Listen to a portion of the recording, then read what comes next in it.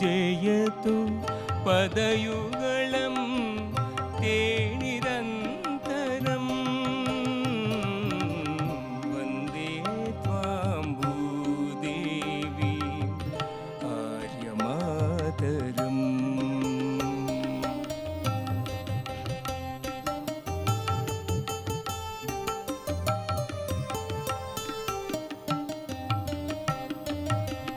शुभ्रशिरश्चन्द्रयुक्त चारुयामिनी विकसितनवकुसुममृदुल दमशोभिनी मन्दस्मितयुक्तवदन मधुरभाषिणी युक्तवदन मधुरभाषिणी मन्दस्मितयुक्तवदन मधुरभाषिणी सुजलां सुफलां सरलां शिववरदां चिरसुखदां मुकिलिरथं आर्यमातरं वन्दे त्वां भूदेवी आर्यमातरम्।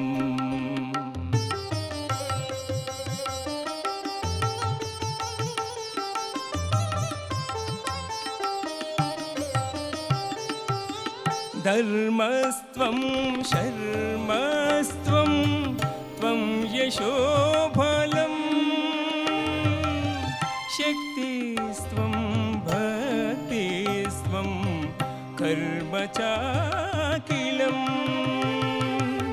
प्रतिसदनं प्रतिमाते त्वं महाफलं धरणीं धरणीं जननीं कविप्रतिभां नतसुलभां जगदम्बां राष्ट्रमातरं वन्दे त्वां भूदेवीं आर्यमातरम्। जयतु जयतु पदयुगल ते निरन्तरं वन्दे त्वां भूदेवी आर्यमातरम्। हे भारती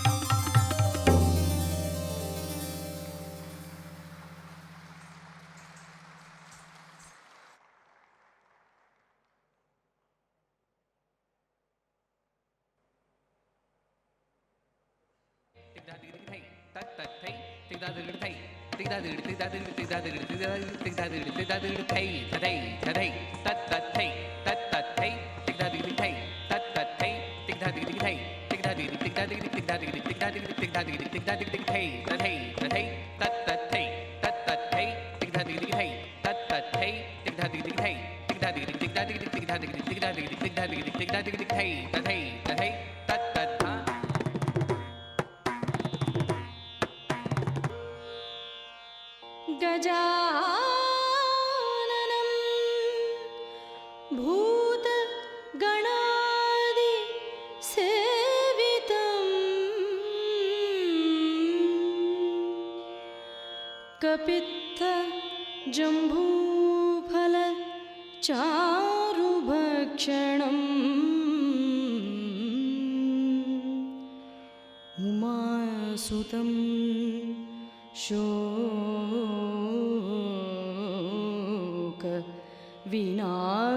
शोकविनाशकारकम्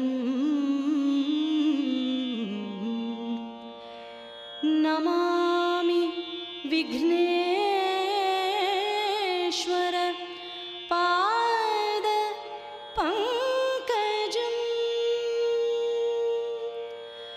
नमामि विघ्नेश्वर पाद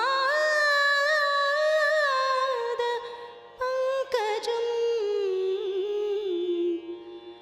नमामि विघ्नेश्वर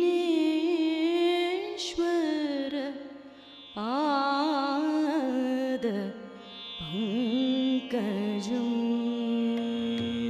प्रथम सुमिर श्री गणेश प्रथम सुमिर श्री गणेश प्रथम सुमिर श्री गणेश प्रथम सुमिर श्री गणेश गौरी सुत प्रिय महेश गौरी सुत प्रिय महेश सकल विघ्न भय कलेश सकल विघ्न भय कलेश दूर से निवारे प्रथम सुमिर श्री गणेश प्रथम सुमिर श्री गणेश त्रकथुन थुन झिझकिट झिझकिट झिझकिट थो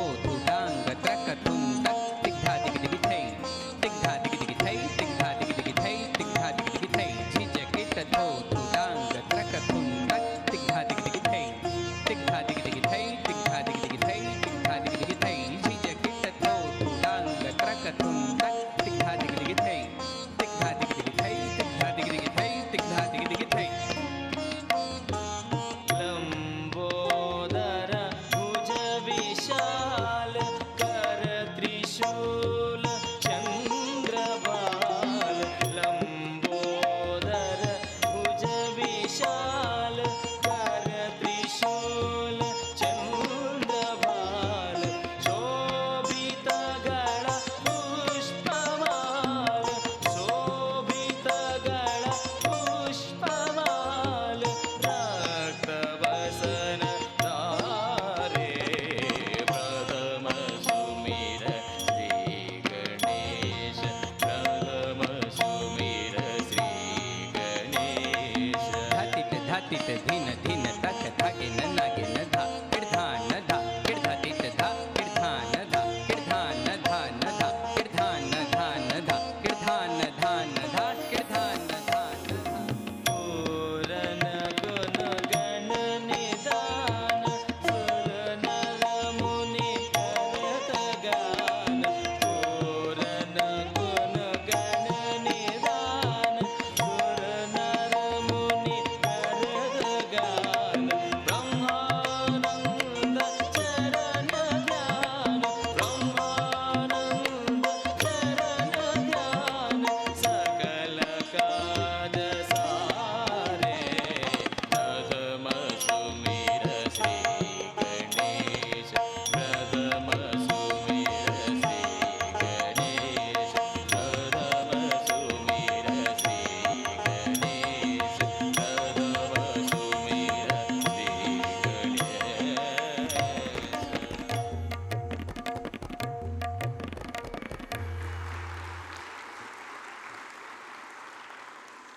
A very good morning. Bonjour, buenos dias, suprabhat, and shubhodayam.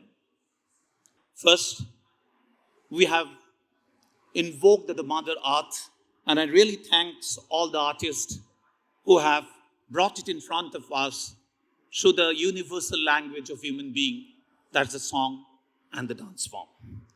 It gives me a great pleasure to extend the welcome to our Honorable Minister of Science and Technology, Dr. Jitendra Singh, our Secretary, Dr. Chandrasekhar, Secretary of Department of Space, Dr. Somnath, and all the dignitaries, delegates, ladies and gentlemen, welcome to this second UN World Geospatial Information Congress in a world after the pandemic, but without the mask.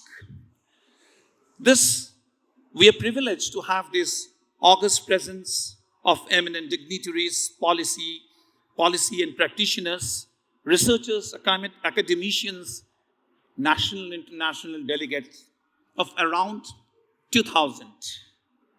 May I now invite all the dignitaries to step forward and in the Indian tradition lighten the lamp, please.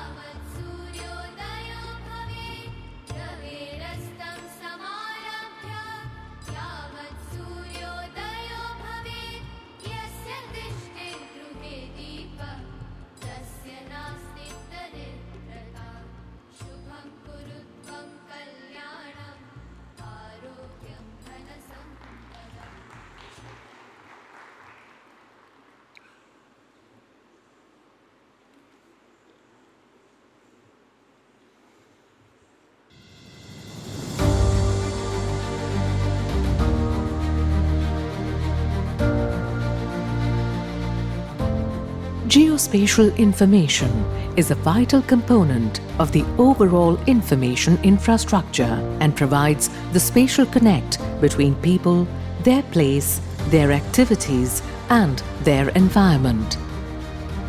It enables us not only to map the current situation on Earth, but also the modeling of nature's processes and developmental change.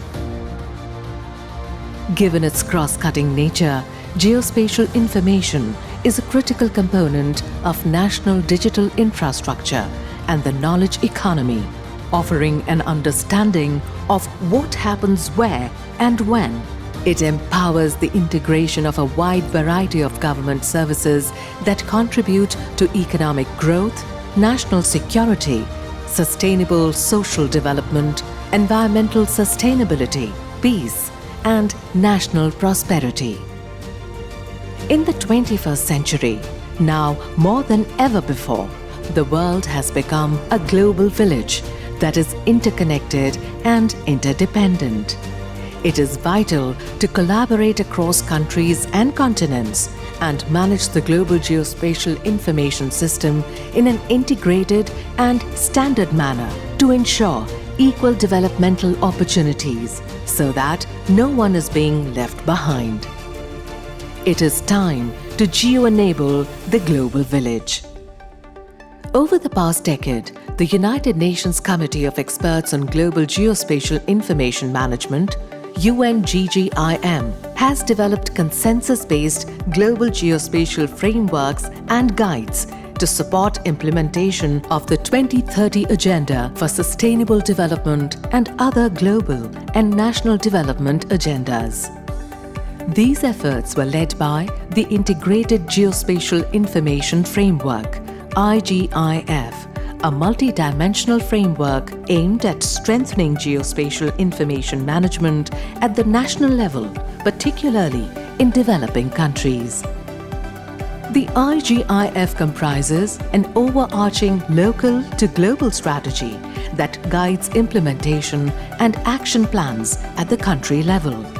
There are new opportunities for developing countries to acquire and manage data and to strengthen their geospatial capabilities to achieve a more comprehensive and integrated data approach through the implementation of UNWGIC's geospatial frameworks. Augmenting and expanding the scope and utility of IGIF through collaborative partnership with commercial sector, the Geospatial Knowledge Infrastructure (GKI) brings together governments, industries, and non-profits to collaborate in an increasingly automated, dynamic, and real-time global environment. These complementing frameworks together are providing the pathway to addressing national development priorities, implementing the 2030 Agenda, responding to and recovering from the pandemic and other complex issues such as climate change and disaster resilience. As a result, geospatial information can now bridge the digital data gap across many communities and sectors, leading to a stronger economy and a healthy society. This World Geospatial Information Congress provides a call for global stakeholders to come together as one human data and geography community. By geo-enabling our global village, we can create a shared future and a better world that leaves no one behind. It's now or never.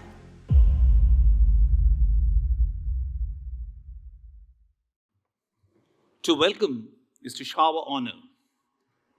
May I now heartily invite Dr. Srivari Chandrasekhar, Secretary, Department of Science and Technology, Government of India, who is the motivation behind this event and always has supported us, on the dais and deliver his welcome address to this geospatial world. Sir.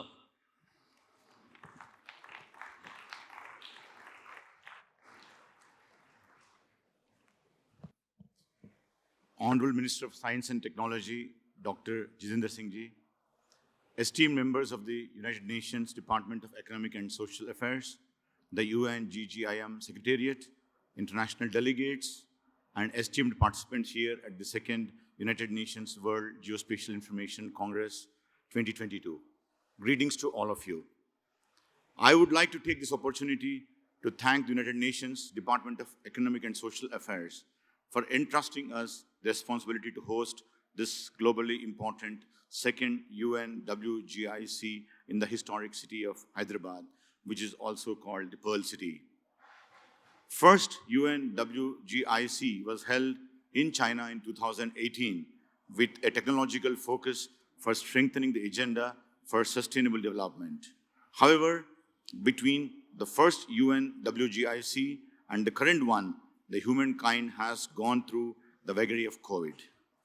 The theme of this Congress, Geo-enabling the global village. No one should be left behind. We are aspiring to have one universe, one data. Is timely when the world is recovering from the shock of pandemic and apt as India celebrates Azadi Ka Amrit Mahotsav this year and also marching towards the Amrit Kal, 100 years of India's independence. Geospatial information has emerged as one of the important global common goods for the human welfare. Currently, India has a very vibrant geospatial ecosystem which plays a eminent role in the national building. Evolving technologies in the geospatial sector has brought about transformational changes whereby even an inch of a land in India can be mapped, thereby providing solid backups for Indian socio-economic reforms. The pandemic year 2021 will go down in the history as a transformative year and also a year of learnings. The geospatial industry is no exception, and Government of India has strategically and determinedly pushing the boundaries in the geospatial and allied policies and the implementation of the technology across varied economic sectors. These years have also taught us to work together with philosophy of one government. India's global partnership with the UN Group on Geospatial Information Management as founder member of the same has played an enabling role in emergence of our current geospatial ecosystem. The second UNWGIC provides us the platform where experts from the nations around the world are able to discuss about the human-centric role of future geospatial information management. In this direction, the plenary sessions of the Congress are aligned to the integrated geospatial information framework. At the sidelines of the main events and the main sessions, we are also showcasing the different aspects of the Indian evolving geospatial ecosystem. In the exhibition, you'll also find the role of all the relevant stakeholders like the central and the state governments, industry, academia, civil society. Geo-enablement, empowerment are the core themes of this Congress. I am definite that you will find interesting to see the spatial thinking of our future generation in localizing the sustainable development and how geo-enablement could improve the life and livelihoods of the indigenous community. While organizing this Congress, we have tried our best to adapt the principles of sustainability in various aspects. You will find same in the Congress kit provided to you. We have organized a plantation drive before this event, and instead of even felicitating the dignitaries with the bouquets and other mementos, which has been a ritual in India, has been curtailed. And we also are taking a green pledge. We are going to plant a tree in their name. This will symbolically to continue the geospatial technology-led human development movement which this Congress will initiate. I wish you a very productive discussion over coming 2 days and a pleasant stay in this historic yet modern city of Hyderabad, which is also the geospatial hub of India. Again, I welcome all of you. Thank you. Jai Hind.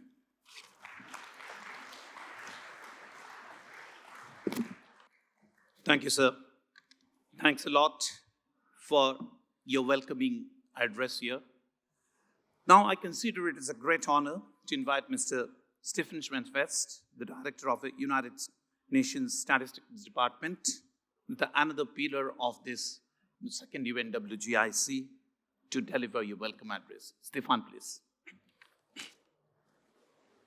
Honorable Minister and Secretaries, dear Co-Chair of the UNGGIM, dear colleagues from the Department of Science and Technology, India, dear colleagues from around the world, dear geospatial friends, if I may say so, I'm very honored to welcome you here on behalf of the United Nations to the second World Geospatial Information Congress. So these are my official words, but what I really want to say is I'm very happy to see you all here after a long period of a pandemic that didn't allow us to come together. Because what is happening for me, first and foremost in these days, is that we are celebrating a community. We are celebrating our professional geospatial community, which is a community of solidarity, which was shown during the COVID period, where we reached out to each other, we stayed connected, and we supported each other. And it's also a community of solutions.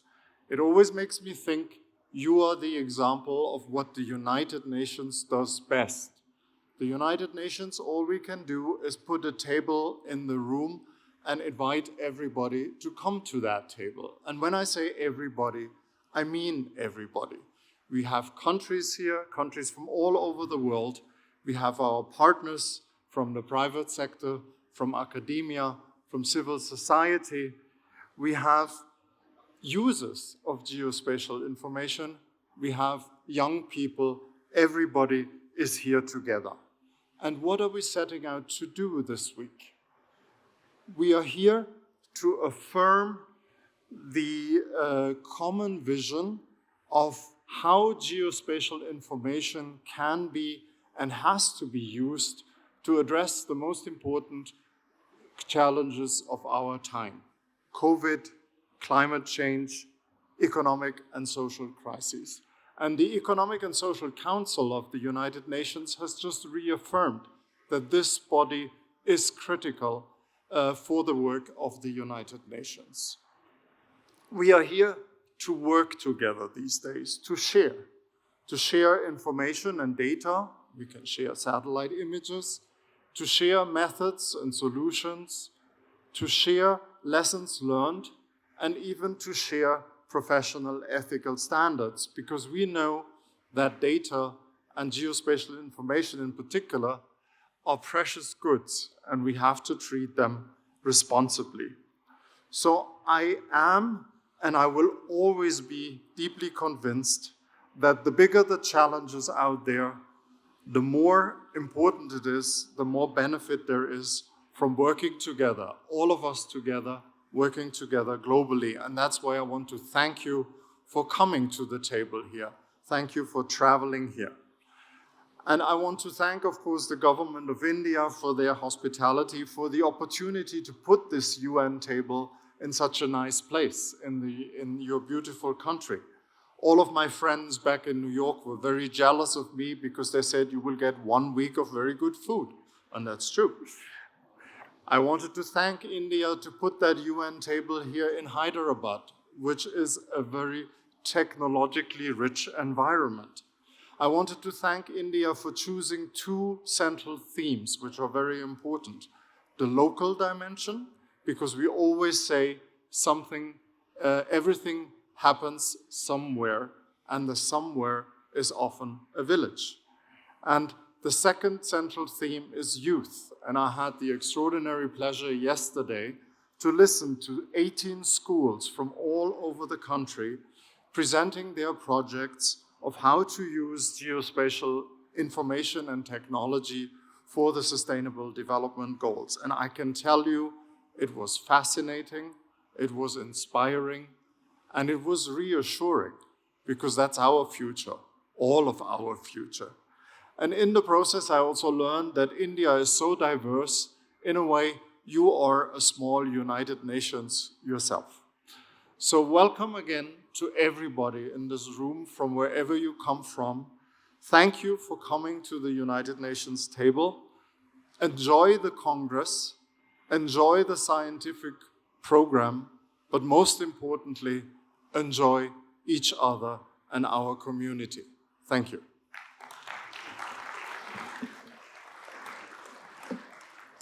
Merci beaucoup, Stefan.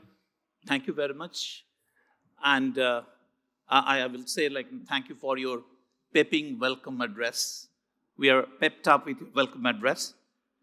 And I'm immensely pleased now to invite Dr. S. Somnath, Secretary, Department of Space, Government of India, to address the audience.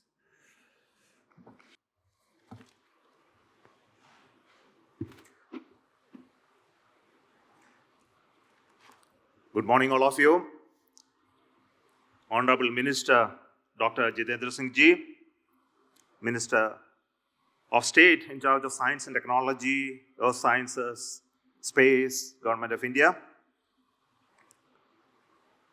Mrs. Ingrid Vandenberg, co-chair of the UNGGIM, Mr. Stefan Schwartz, first Director of UNGGIM, Secretary of Department of Science and Technology, Dr. S. Chandrasekhar, and all the honorable members of this forum and also distinguished delegates. My greetings to you all from Hyderabad, India, for this second meet of the United Nations Geospatial Information Congress organized by UNGGIM.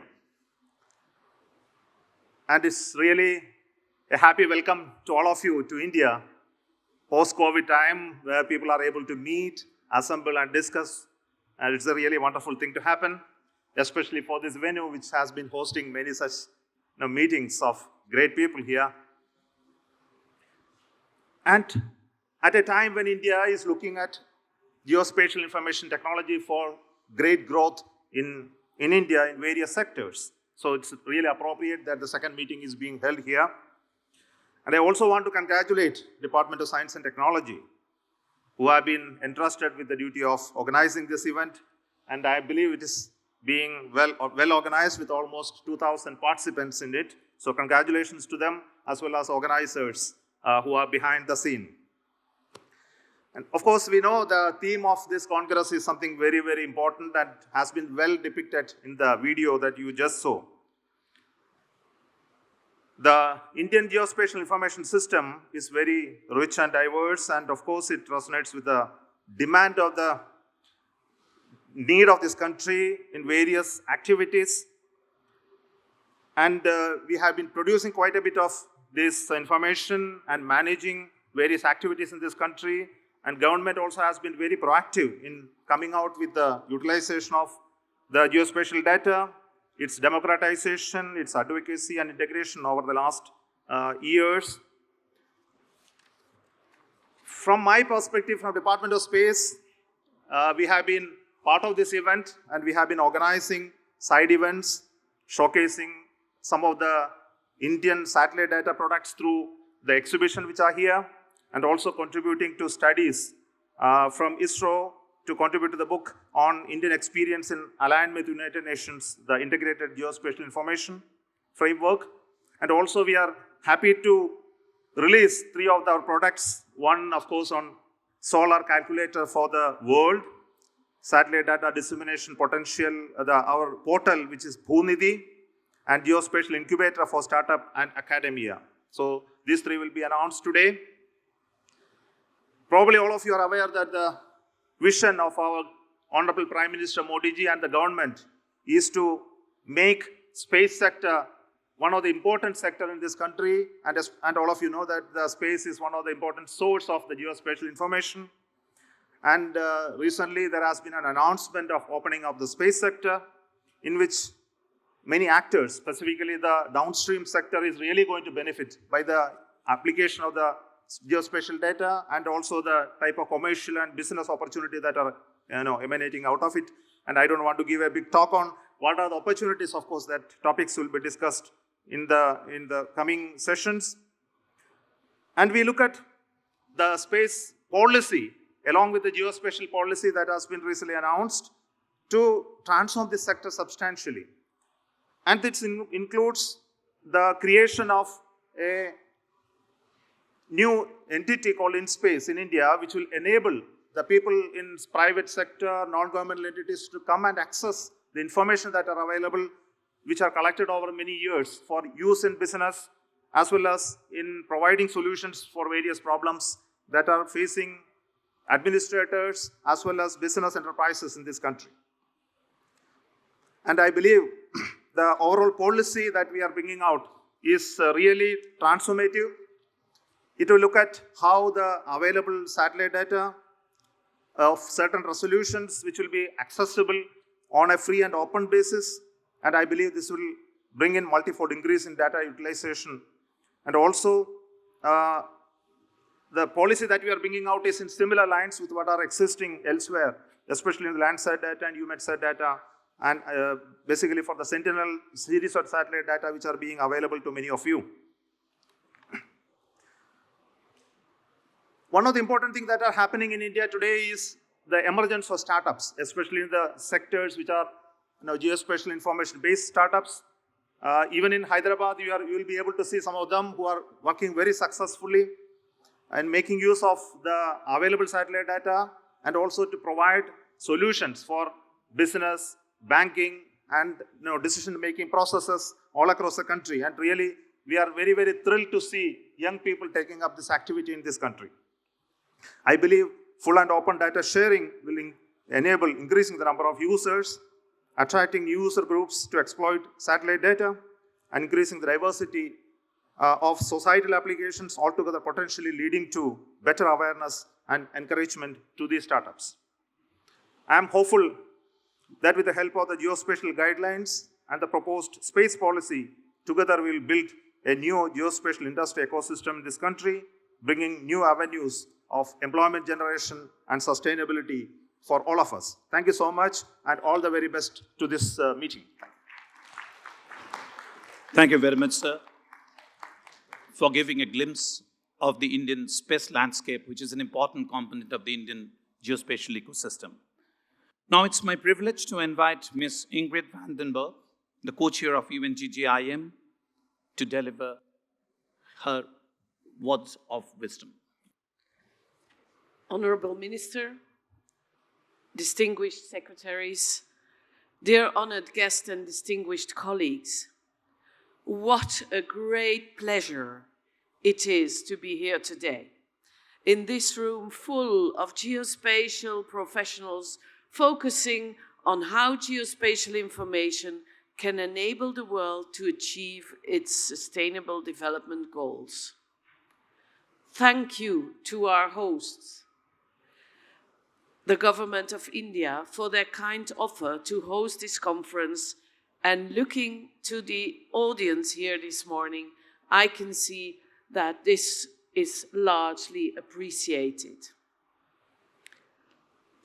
In July this year, ECOSOC, which is the Economic and Social Council of the UN, adopted a resolution to enhance the institutional arrangements of the UNWGIC, the Committee of Experts on Global Geospatial Information Management, the subsidiary body in charge of all matters related to geospatial information, geography, land administration, and related topics. The resolution repeats the importance of strengthening and enhancing the effectiveness of the UNWGIC for the achievement of its operations focused on the Sustainable Development Goals and the UN Integrated Geospatial Information Framework, to strengthen and ensure its continued effectiveness and benefits to all member states. Towards these aims, UNWGIC is now focused on a key element necessary for the many local to global challenges the world faces: operationalization. Go and do it. This is being anchored by the United Nations Integrated Geospatial Information Framework, the UNWGIC, and its implementation guide, a country-owned, country-led mechanism for strengthening nationally integrated geospatial information management arrangements within and across member states. Similar to the 2030 Agenda, the UNWGIC is a comprehensive, overarching framework which captures all the globally adopted strategic geospatial frameworks, guides, methods, and standards that have been developed by UNGGIM over the past decade. Location-based information underpins everything we do. The full integration with statistics and data of relevance to our lives and livelihoods is key to providing better information, knowledge, insight, and shared understanding. We need that to enable us to better achieve local, national, and international goals, including the 2030 Agenda for Sustainable Development, COVID-19 recovery, and our climate agenda. We need this to better our lives and livelihoods for us and for future generations. The member states of UNGGIM continue to collaborate. With our collective will and abilities, we will continue to geo-enable the global village and to bridge the geospatial digital divide. We have to do this so as to be ready to respond to all challenges, to build back better, and to leave no one behind. I wish you all a very interesting, inspiring, and fruitful Congress, and I look forward to the interesting subjects that will be addressed in the next few days. Thank you. Thank you, Madam Vandenberg. Definitely we will go and do, like as you have enthused us to do so. Now, it's my distinct privilege to cordially invite our beloved and honorable Minister, Dr. Jitendra Singh, the Minister of Science and Technology, Earth Sciences and Space, Government of India, to deliver his keynote address. On the behalf of one and all present here, I request to give a big applause and welcome to sir. Thank you, Dr. Datta.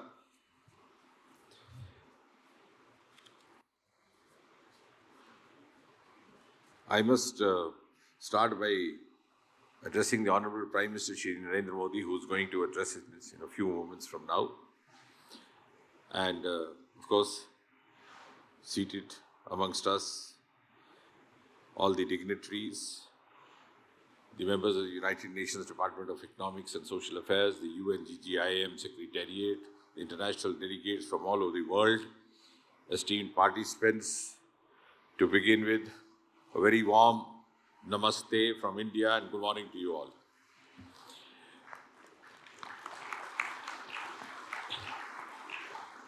The tone and the tenor of the speeches that I was hearing right now left me wondering whether they were excited about the geospatial theme or about getting together after a long spell of pandemic.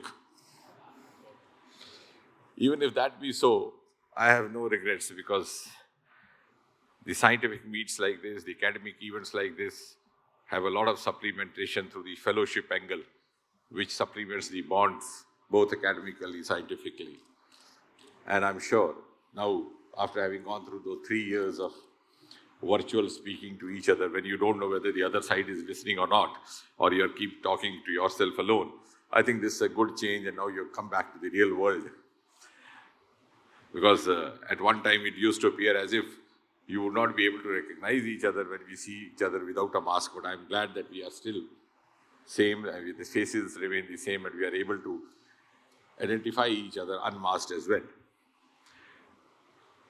Now, when I was referring to the Honorable Prime Minister, I must also confess over here that this event has been to a great extent possible, and we are meeting here under this roof, in this room, also to a large extent because of the patronage, the support, and also the encouragement of the political dispensation in India today. We never had a lack of talent, a lack of potential, but I have no hesitation to say that in the last 8.5 years under Prime Minister Modi, this has been an era of a number of path-breaking initiatives, number of revolutionary decisions, and may I so say, breaking several taboos of the past.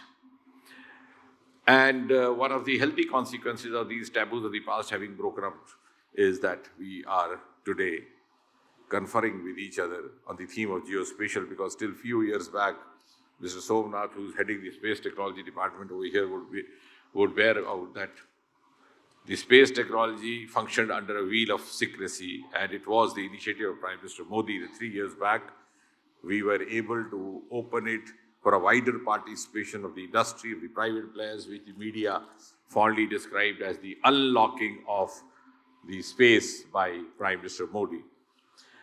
And soon thereafter, we had a new set of geospatial guidelines, the regulations which were not absolutely relevant, which were not absolutely necessary, were done away with. And as I see today, and all of us see today, geospatial infrastructure essentially means the connectivity, convergence, and digitalization. And to that extent, I think with all these factors put together, India has been witness to a lot of dramatic advancement happening in the last 8 to 9 years, which is evident from the fact that we have jumped from rank 82 to rank 40 in the Global Innovation Index, which itself is a testimony to what I am saying. But as we are now today a part of the global world, and we are also here to discuss a theme which has more of a global relevance, I think the two important issues which deserve to be addressed by this galaxy of academicians and scientists over here is that the technology is becoming available increasingly, next generation, but the adaptability of the technology is not uniform across the world. There are certain nations, certain countries quicker to adopt it, certain little late, certain even more late, certain very late. Maybe for whatever reasons, some of those reasons being domestically origined. But nevertheless, this is something, because if we have to proceed globally, uniformly, we'll have to take it into consideration. The second, of course, the realization, the more we do, that the geospatial and the world has, in large, has actually now graduated from the traditional definition of geospatial to the dynamic definition. And we have come a long way since the times when we used to look into those long pipes and make maps on the paper, to this geospatial technology actually overtaking everything in a very fascinating way. And therefore, when we talk of the futuristic technologies, futuristic themes, or sit down to design them, because we have policymakers amongst us in this room, I think it's also important to take into consideration the requirements of the various stakeholders. So the research cannot be happening in isolation. So it has to be a good uniform balance, or synchrony, or synergism of research, academia, and industry, and so that we take up projects which have relevance for the industry, for the stakeholders, so that they become sustainable. So sustainable goals, as is being talked in every field, equally as much applies in the geospatial as well. And when I say so also with a great sense of responsibility, because India itself has a huge stake in this field. India's geospatial economy was estimated to be rupees 38,972 crore, which is equivalent to $47,612 million in 2021. And it is projected to rise up to 52,770 crore, or $64,468 billion by 2025. And would be in the process also generating employment and jobs for almost 1 lakh people to begin with. So we have a huge stake in this. It's not just only for the research and for the brainstorming that we are doing, but we are also looking forward to larger goals in a heterogeneous and a vast country of 1.3 billion that is India. And therefore, I hope you will appreciate that India has been one of the earliest adapters of the geospatial technologies, and for which I must give credit to all the agencies which have very beautifully integrated with each other, whether it was the Survey of India, with the Geological Surveys of India, the National Atlas and Thematic Mapping Organization, which is by abbreviation popularly known as the NATMO, the Indian Space Research Organization, of course, the space technology headed by Mr. Somnath. And now, I think the technology is there. We also, to a large extent, know where we are applying it. We have done a beautiful experiment in mapping of roads, mapping of the land records under a program called Swamitva. So to my mind, I think the next challenge would be to have the human resource to handle this. And I'm glad, after a lot of effort, I was told that some of the universities here have started introducing courses in geospatial, because that is what would be required if we look forward to the next 2 decades or so. And the new guidelines also, and I'm also, I think, quite excited that we have quite a few startups. I was told about more than 250 startups all in the geospatial theme. And that is remarkable when you realize that the space technology was open for startups only about 2 or 3 years back, and we had an agency in space in place only 1 year back. In fact, today happens to be their first birth anniversary as well. And the geospatial itself is going through its infant years.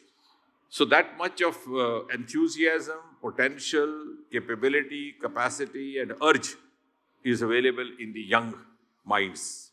So how best to streamline them, that is the issue before us, not necessarily a challenge. And I think the answer again is an integrated approach. And the exhibition that is going on right now, I'm sure will be able to showcase some of those innovative entrepreneurship potentials. The recent COVID, of course, India had a lot of success stories to offer to the rest of the world. One of them, of course, was the geo-enabled technology to develop an app which came very handy during these COVID pandemic days. And of course, the telemedicine I did not have to spell out. So India today is in a position to offer cues for many of its collaborators. India is also in a position to take a lead in certain ways. But for that, we are constantly endeavoring to build our capacities and also to be self-reliant so that we are able to do it indigenously without having to depend much on the extraneous factors which the Prime Minister keeps referring to as Atma-Nirbhar Bharat. And therefore, to conclude, I would say that the global geospatial ecosystem will have to simultaneously take into consideration the social factors, the economic factors, the environmental factors, and take them from a global, holistic point of view. And in turn, as I said a few moments ago, make it an instrument of market transformation in order to make it sustainable, make them also possibly lucrative means of livelihood for some of the youngsters, with a potential to revolutionize the industry and potential also to revolutionize the global economy. And as India looks forward to next 25 years, when we turn 100 in 2047, we are also actually looking forward to play an important role as an important component of the global economy, of course, in which the latest technologies like the one being discussed today are going to have an important contribution to make. So I'm sure you will have a good academic feast, and at the same time, as Mr. Stephen was thanking us for hosting, I'm sure the hospitality will not let you down, and you'll look forward to coming back to India again and again. Thank you very much.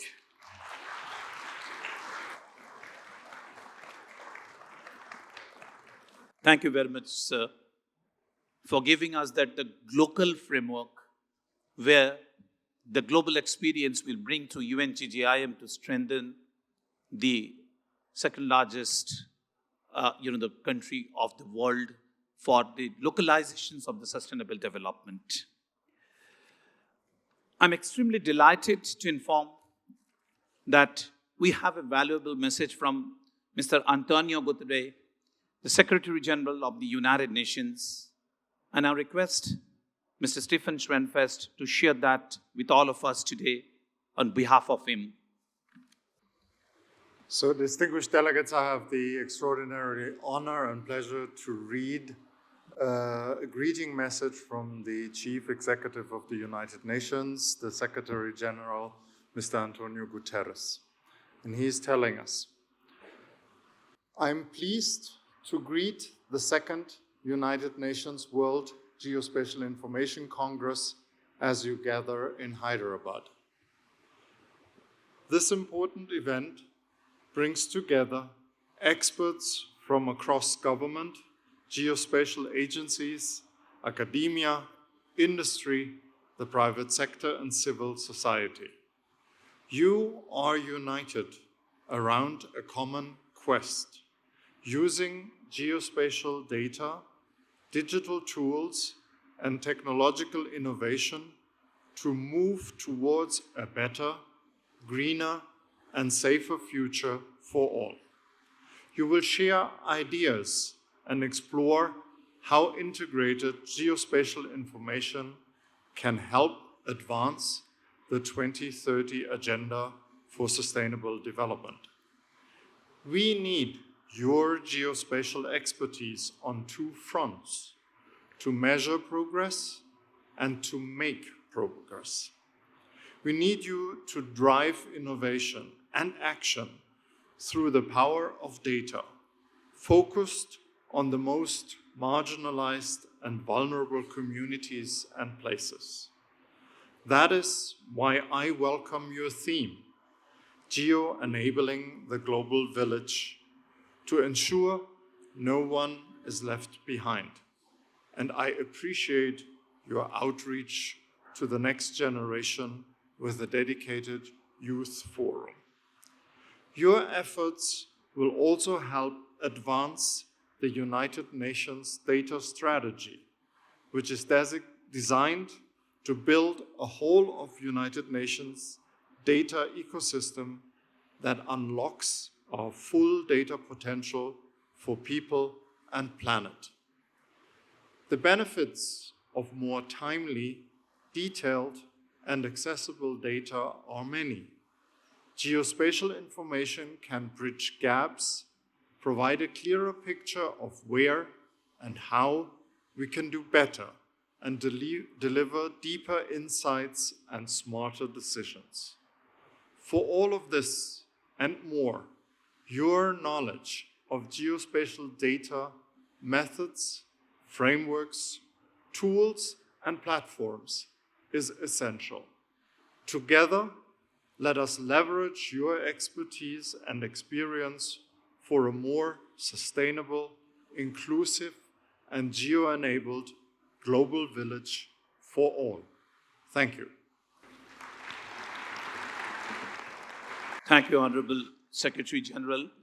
Your message means a lot to us, the geospatial stakeholders in the community world over. Our Honorable Prime Minister is a proponent and a champion of usage of the geospatial technology and informations in the different aspects of the governance. As the theme of this year Congress, all of you know that geo-enabling the global village, no one should be left behind. It's now my distinct privilege to play a video message from our Honorable Prime Minister, Mr. Narendra Modi ji. International delegates, experts from the geospatial sector, esteemed participants and friends, Namaskar. Welcome to India. I am glad to be interacting with all of you as part of the second United Nations World Geospatial International Congress. The people of India are happy to host you on this historic occasion as we build our future together.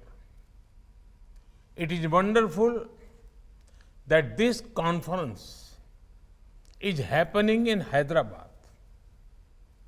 The city is known for its culture and cuisine, its hospitality and high-tech vision. Friends, the theme of this conference is Geo-enabling the global village. no one should be left behind.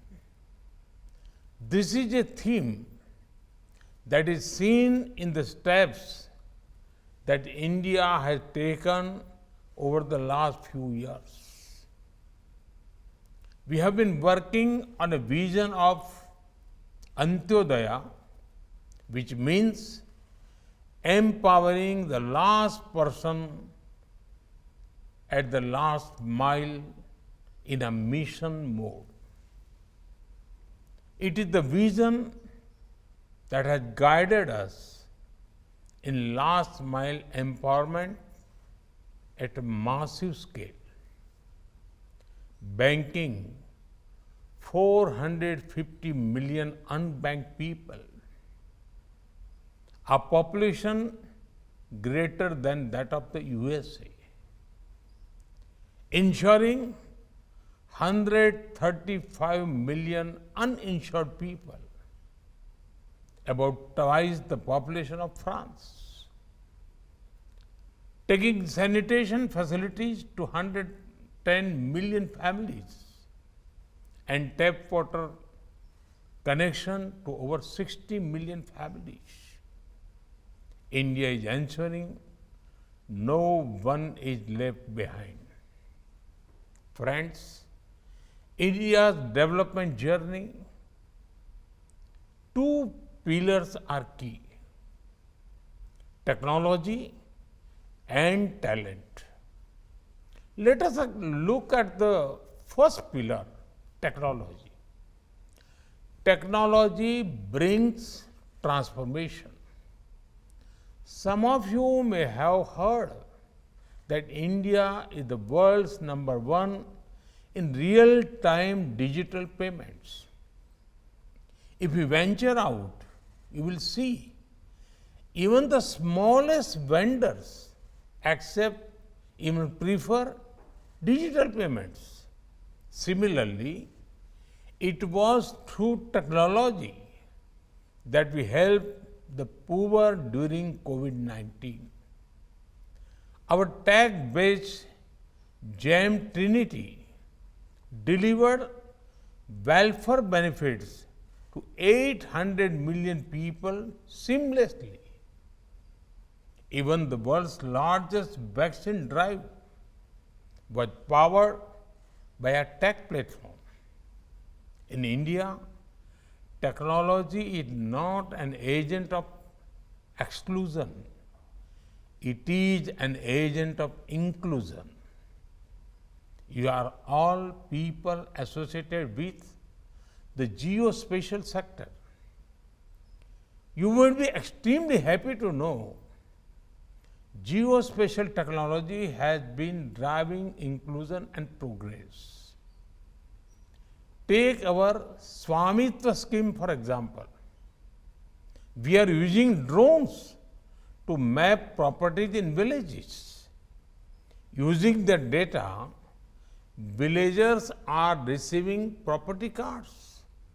For the first time in decades, people in rural areas have clear documents of ownership. Most of you know how property rights are the bedrock for prosperity anywhere in the world. This prosperity can be further accelerated when women are the prime beneficiaries of ownership. This is what we are doing in India. Our public housing scheme has provided home to nearly 24 million poor families. Women are also all joint owners of almost 70% of these houses. These steps have a direct impact on the UN Sustainable Development Goals on poverty and gender equality. Our ambitious PM Gati Shakti Master Plan is building multimodal infrastructure. It is being powered by geospatial technology. Our digital ocean platform is using geospatial technology for management of our oceans. This is crucial for our environment and marine ecosystem.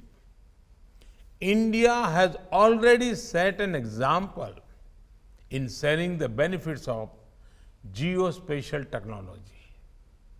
Our South Asia satellite has been enhancing connectivity and facilitating communication in our neighborhood. Friends, I had spoken to you that India's journey is powered by technology and talent. Now let us come to the second pillar, talent. India is a young nation with great innovative spirit. We are among the top startup hubs in the world. Since 2021, we have almost doubled the number of unicorn startups. This is due to India's young talent. India is celebrating 75 years of freedom from colonial rule. One of the most important freedoms is the freedom to innovation. This has been ensured for the geospatial sector in India. We opened the sector up for our bright young minds. All the data collected over 2 centuries suddenly became free and accessible. Collection, generation, and digitization of geospatial data are now democratized. Such reforms are not isolated. Along with the geospatial sector, we gave a key boost to our drone sector. Our space sector has also opened up for private participation. 5G is taking off in India as well. Access to existing data, drone technology to get new data, platform for space capabilities, and high-speed connectivity will be game changer for young India and the world. Friends, when we say no one should be left behind, it applies across. The COVID-19 pandemic should have been a wake-up call for the world in taking everyone along.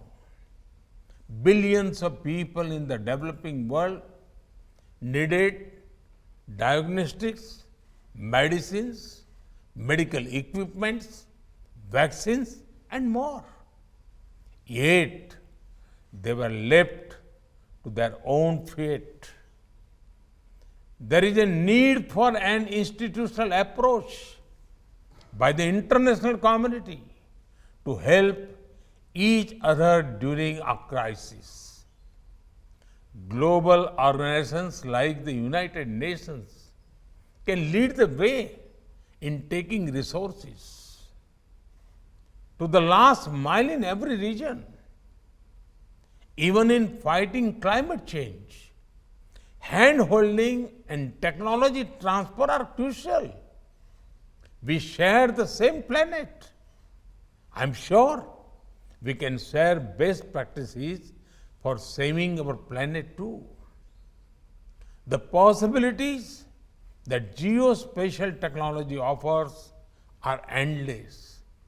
Sustainable urban development, managing and even mitigating disasters, tracking the impact of climate change, forest management, water management, stopping desertification, food security. There is so much that we can do for our planet through geospatial technology. I wish that this conference become a platform to discuss developments in such important areas. Friends, the second UN World Geospatial International Congress makes me optimistic. With the stakeholders of the global geospatial industry coming together, with the policymakers and academic world interacting with each other, I am confident that this conference will help steer the global village into a new future. Thank you. Thank you very much.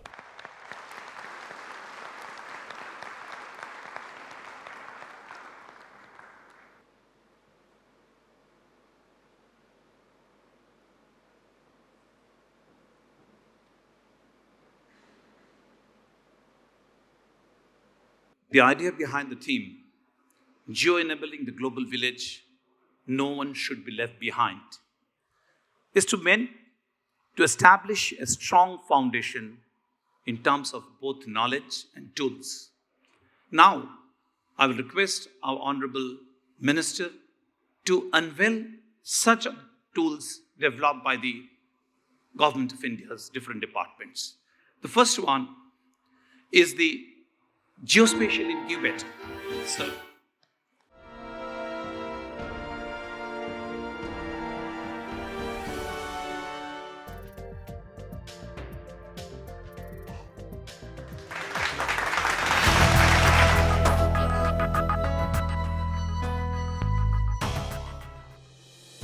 National Remote Sensing Center, ISRO, is a center of eminence providing remote sensing data acquisition, data processing and geospatial application services to meet the national goals and objectives.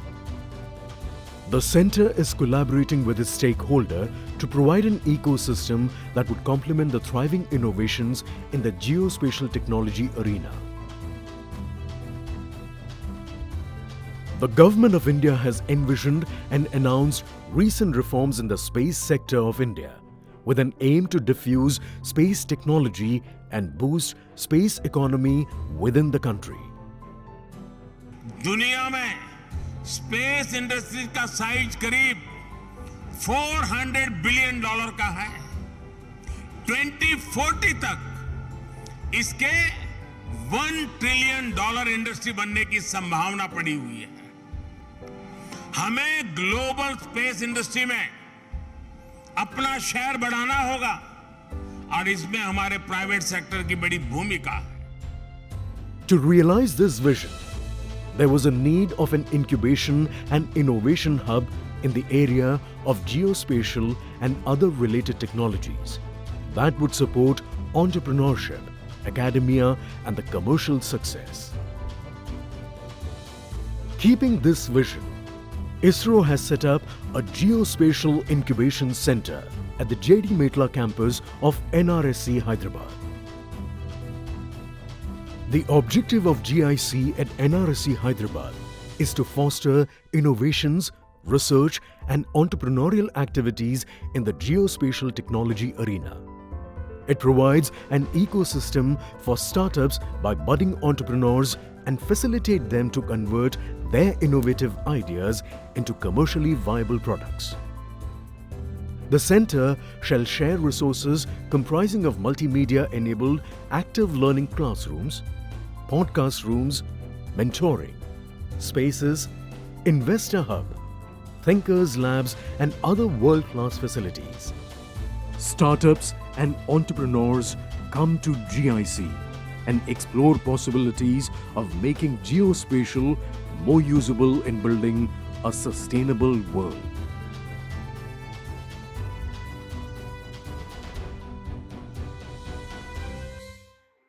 So the global geospatial industry, please take note of this incubator.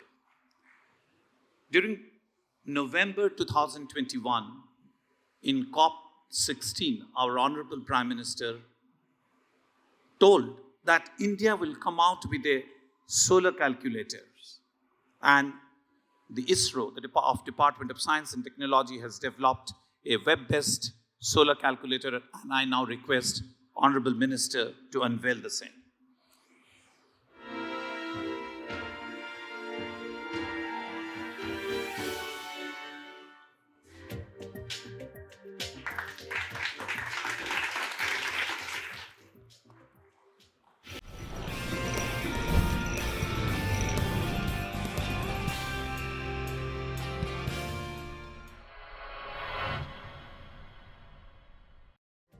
The solar energy is one of the most sustainable form of renewable energy, and its promotion is likely to play a major role in realization of the Sustainable Development Goal 7. Computation of solar energy potential is essential to select the optimum locations for solar power plant and rooftop installations. ISRO has developed the solar calculator for the world as part of India's commitment to COP26. This was announced by Honorable Prime Minister of India, Shri Narendra Modi, in Glasgow, UK on 2nd November 2021. The Space Application Centre, Indian Space Research Organisation in Ahmedabad, has developed web-based application called Solar Calculator for the World for calculating the solar energy potential and related parameters for user-selected location of any place in the world. Android-based app is also developed for wider usage. Both application and app are accessible through Vedas portal. The key features of the application include annual and latest monthly average solar installation in kilowatt-hour per square meter at any given location. Additional information pertaining to solar energy potential estimations such as sun path, terrain shadow analysis, historical insolation, temperature profile and location map. It also suggests optimum tilt angle for solar PV installation at selected location. Complete report can be generated and saved as a PDF file. Annual and monthly solar installation maps as Open Geospatial Compliant OGC Web Map Service WMS. Multi-criteria interactive solar site selection tool based on 5 parameters, namely Global Horizontal Irradiance GHI, land use, slope, proximity to roads and proximity to grid lines. It will strengthen the concept of one sun, one world, one grid given by Honorable Prime Minister of India for interconnected solar energy infrastructure at global scale in cooperation with International Solar Alliance. So this was another geo-enabling tool to reduce the carbon footprint for the world. Geo-enablement is all about the availability and accessibility of the geospatial data. The ISRO's Earth Observation Data Hub, Bhunidhi portal, which will be a single stop for all the public funded remote sensing satellite data access. I request our Honorable Minister to unveil the same.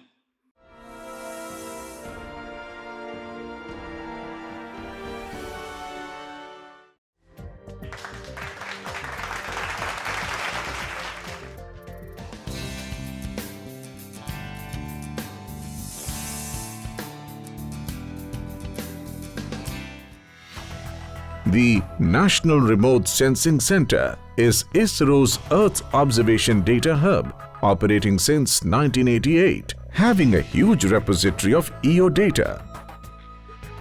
Gearing up to the challenges of space reforms and open data policy, the Bhunidhi portal is developed for Earth observation data dissemination. It covers India and its surroundings. It offers near real-time data visualization for geospatial and science applications, both as open and commercial source. Quick access to satellite data is the prime objective of Bhunidhi. It aims to enable ease of EO data business by providing archives equipped with online near real-time data visualization and analysis tools that churn the geospatial ecosystem to aid quick decisions for many more applications. Bhunidhi is a user-friendly portal. It offers features like ease-in target area identification, event-driven input specifications, natural language text-based search options, map draw tools and cart-based instant or delayed download of satellite data products. E-payment has been enabled through Bharat Kosh portal for ordering commercial products. Bhunidhi portal supports for disaster management through quick data identification and delivery by processing and publishing the disaster data on highest priority. The data from EO satellite from IRS and foreign satellites with various spectral and spatial resolutions supports the applications that require fast response in viewing and monitoring the flood, cyclone and other disaster-affected areas. The Vista Comparison Slider enables comparison of different satellite imagery, facilitating insights for change detection. Bhunidhi Upagraha is a real-time satellite tracker for EO missions with the ability to track the live location of various in-orbit satellites to assess the feasibility of acquisition of data. Updating and addition of new satellite data imagery is a continuous and an ongoing feature on Bhunidhi. To cater to the growing requirements of the geospatial industry and startups, Bhunidhi is all set for innovations in the data processing. It shall soon offer cloud computing environment and API-based data accesses for machine-to-machine data accesses. Come visit Bhunidhi and observe the earth with a difference.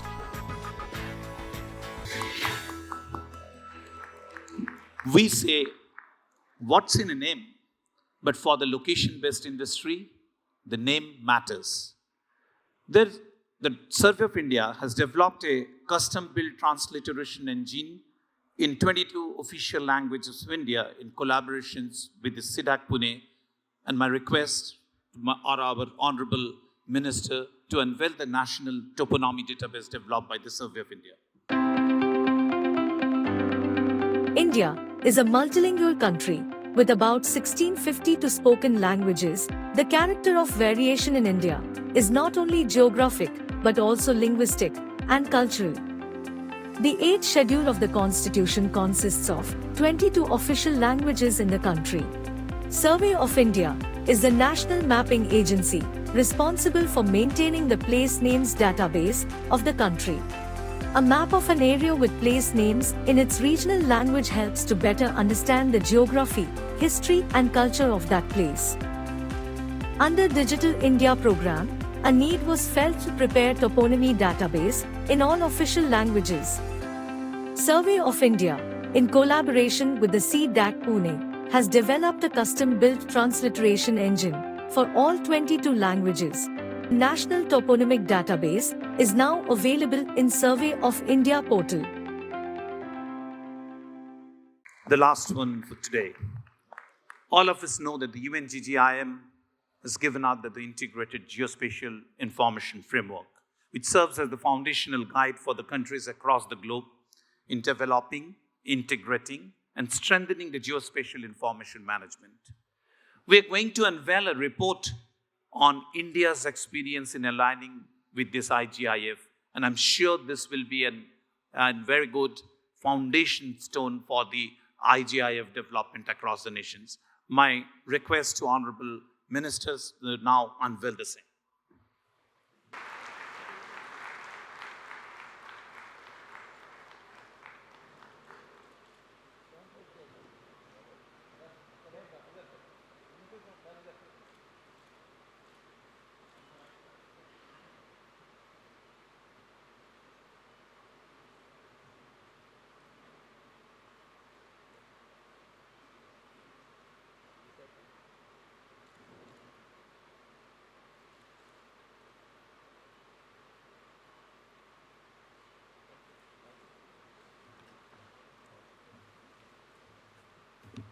This program would not have been possible, and we cannot close it without thanking many people.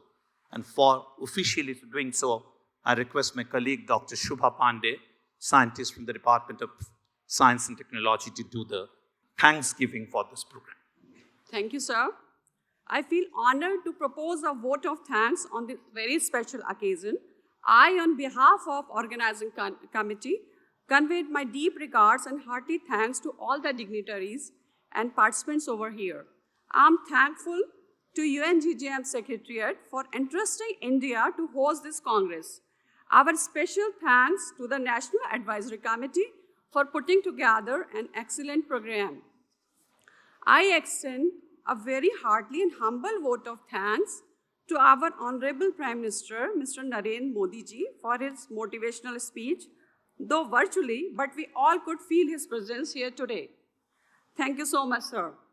It's a great pleasure to extend my sincere thanks to our Honorable Minister, Dr. Jiten Singh, Minister of Science and Technology, Earth Sciences and Space, Government of India, for his keynote address.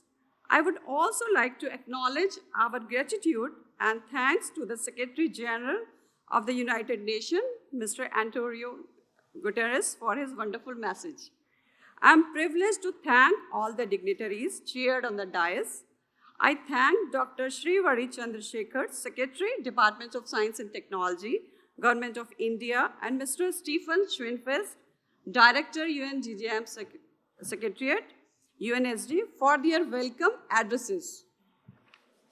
I'm very grateful to Dr. S. Somnath, Secretary, Department of Space, Government of India, Ms. Ingrid Vanjan Varge, Co-Chair of UNGGIM, for addressing the participants. We have been very fortunate enough to be backed by a very motivated and dedicated team. I'm very much thankful to the National Steering Committee, National Organizing Committee, Local Organizing Committee, Professional Event Organizer, and our team at Department of Science and Technology, Government of India. At the end, I would like to take this opportunity to thank all the stakeholders and participants who have made all the way from long distances to be a part of this event. And our sincere thanks goes to press and media. Thank you all again. Thank you, Dr. Shubha. So thank all of you. And we will now go for the inaugurations of the exhibitions. But before that, there are tea and coffee. So please enjoy and then join for the, the exhibition.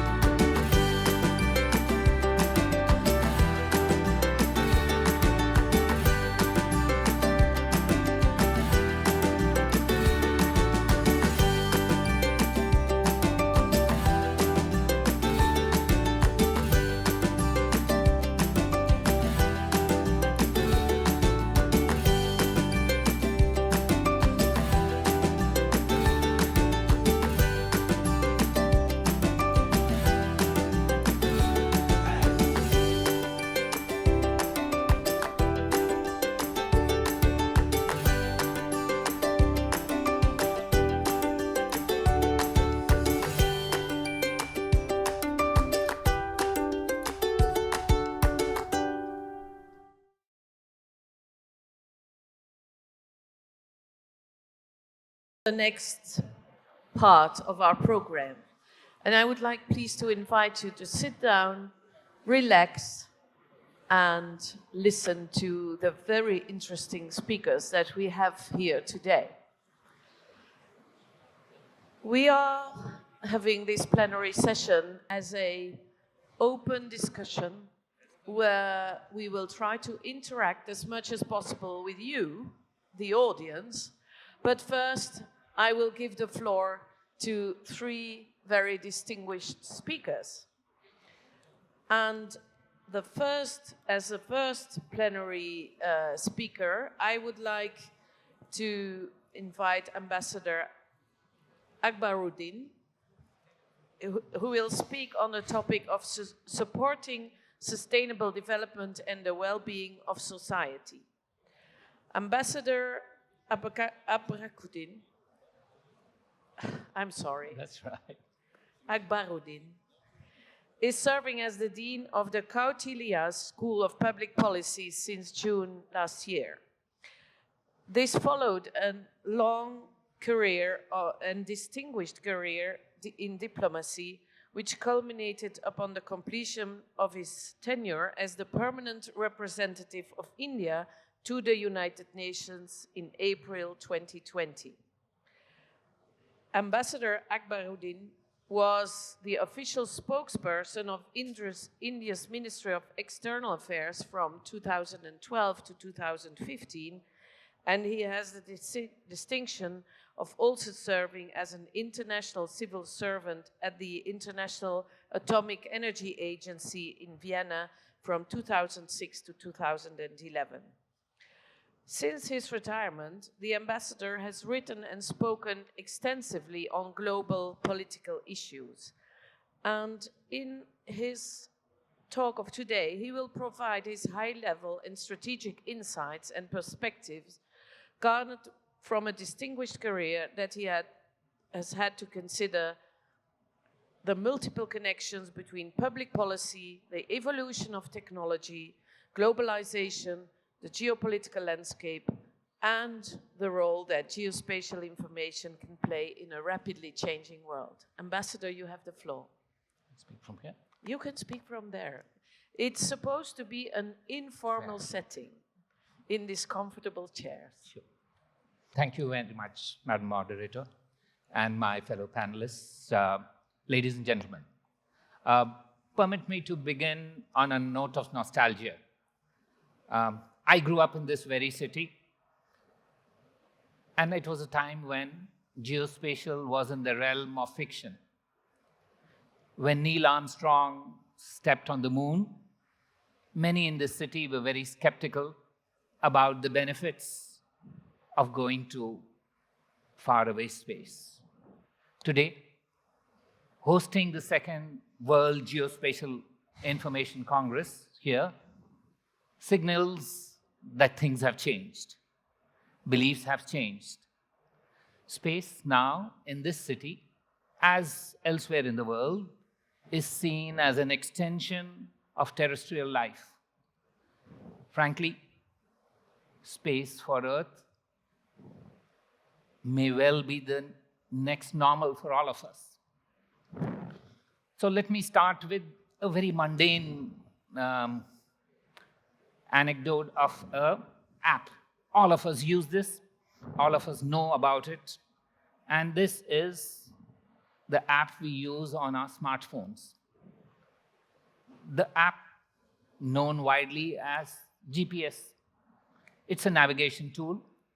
We all use it without realizing what our individual pursuits are doing for the world.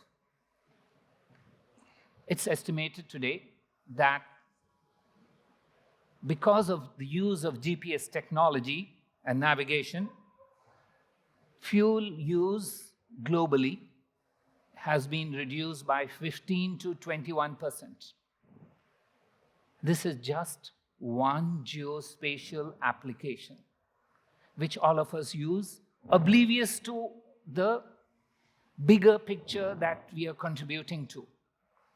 There is no other single technology in the world that helps in improving fuel efficiency, enhancing engineering skills that have led to this small app's benefit for mankind. It's the same. Let's look at another personal app that we are using, and that's the weather app. All of us use it, but let's step back and see what it is helping us in a bigger picture. We all know it helps us to know the temperature in Hyderabad or elsewhere, etc. It's estimated today that inaccurate weather predictions costs all of us in the range of $2 to $3 trillion. As geospatial apps improve, technologies improve, the losses are being cut by the day. So let's look at the new information that is coming out recently from the US National Hurricane Center in Miami while tracking Hurricane Ian last month. They indicate that mistakes in track estimates forecasts have decreased by 70% since 2000. Errors in forecasts about intensity of storms have become lower by 40% compared to just 2010. So you can see improvements in the resolution of images, the speed at which they are transmitted to the Earth, the sophistication of numerical models run by computers, all are enhancing weather prediction, forecasting information, and saving life and resources. And this is despite the fact that hurricanes are becoming more intense, rainfall is increasing, storm surges have multiplied, and the spin-off benefit is that small little app on your iPhone or Android. What does this all tell us? I mean, I've used these mundane examples to indicate that actionable insights drawn from geospatial technologies are benefiting individuals but larger communities. And therefore, the support of geospatial technologies to sustainable development, SDGs, etc., is now fairly well recognized. But less well recognized is that geospatial data is inexorably connected to finding solutions to humanity's struggle with climate change. Because it's only from space that we can monitor the entire Earth 24/7 and very effectively. Geospatial assets help us track, monitor, and identify environmental harmful activities like, say, illegal logging, animal poaching, fires, mining, and a whole host and a whole range of issues. The better we monitor them, the faster we can act, and the quicker we can stop these events. Without these systems in place, frankly, we would have no way to assess and deal with climate change in a scientific manner. What does all this mean for all of us, and what is the technology powering all of us into this dimension that we are all gaining from? Primarily, these increasingly are assets which are placed in space in what is now called the low Earth orbit of about 150 kilometers to 2,000 kilometers altitude. And there are estimates that this economy of the low Earth is already amounting to something like $400 billion. And by 2040, the estimate is it's going to be $1 trillion. Why is this happening, and what is the stimulant for all this? The first is the volume of satellites is going to increase exponentially. Today, since Sputnik 1, we have about 10,000, 11,000 or so satellites which have been put into space. Now, every week, there's a company or a country saying, I'm putting up a constellation. And the prediction is that by 2030, there are going to be as many as 100,000 satellites in space. 11,000 over a 50 plus 60 year period. In the next 6 to 10 years, another 60, 70,000 or leading up to 100,000. What's helping this move ahead? Let's look at the cost that was there in the 1960s. I understand that in the late 50s, 1 kg of cost of a geospatial satellite being put up, 1 kg was $1 million. Today, SpaceX Falcon Heavy is supposed to boast that 1 kg for $1,400. And they say that the next generation of SpaceX Starship aims for just $10 per kg. You can see how the costs are coming down. The second one is the capabilities of satellites. I understand that the capabilities per kilogram of a satellite has been increasing tenfold every 5 years over a decade now.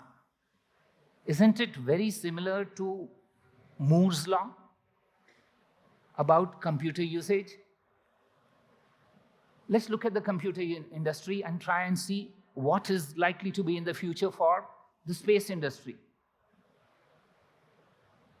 Computers, from mainframe computers to personal computers and eventually to handheld smartphones, there's been an exponential change because of miniaturization, because of increases of accuracy, power efficiencies, etc., processing capabilities.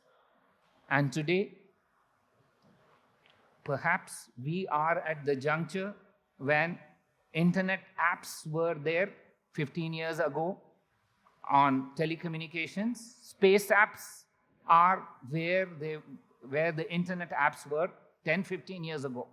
So if you see in the last 10, 15 years, the exponential increase of those apps, perhaps you can project what is likely to be the impact of these geospatial apps. You know, when I was growing up, space was the domain of Isaac Asimov, the science fiction writer. And I don't know how many of you used to read him. As a young boy, I read. And in 1940s, I wasn't born then, but he wrote a short story called Reason. In that short story, he predicted that space-based solar stations are possible to transmit energy to the Earth. Today, they are thinking of this very technology as a viable system that can be used on Earth in, according to recent British estimates, by 2040. They say the technology is available, but to scale it up will cost. So 2040, 2050. And when Isaac Asimov wrote this, everybody said, this is fiction. But as geospatial technology increases, they raise normative concerns. The use of geodata during the pandemic has helped humanity enormously, and many governments pride themselves on the achievements of tracking, etc. However, it has also raised ethical dilemmas about data privacy, individual safety, consent, and we live in a world where there are vast inequities and limited capacity of many groups to protect themselves against potential harm. So therefore, any transformation needs to be based on value-based approaches. We need to understand that underlying transformation, we all have to accept some common norms. But there are many other challenges too. Space is a shared resource we all acknowledge that it is finite. No state or private enterprise, no matter how well-funded or fleet-footed, can we allow it to dominate space for its own benefit or take risks that, in fact, impact adversely on all of us? That's the concern we now face. There are mega constellations incorporating thousands and soon tens of thousands of satellites. They're planning to crowd low Earth orbit. They're claiming the right to occupy it in a manner that poses challenges to established notions of equity, safety, competition, and yet, as of yet, we don't comprehend the consequence of such plans, plans which are already in the making or in the implementation.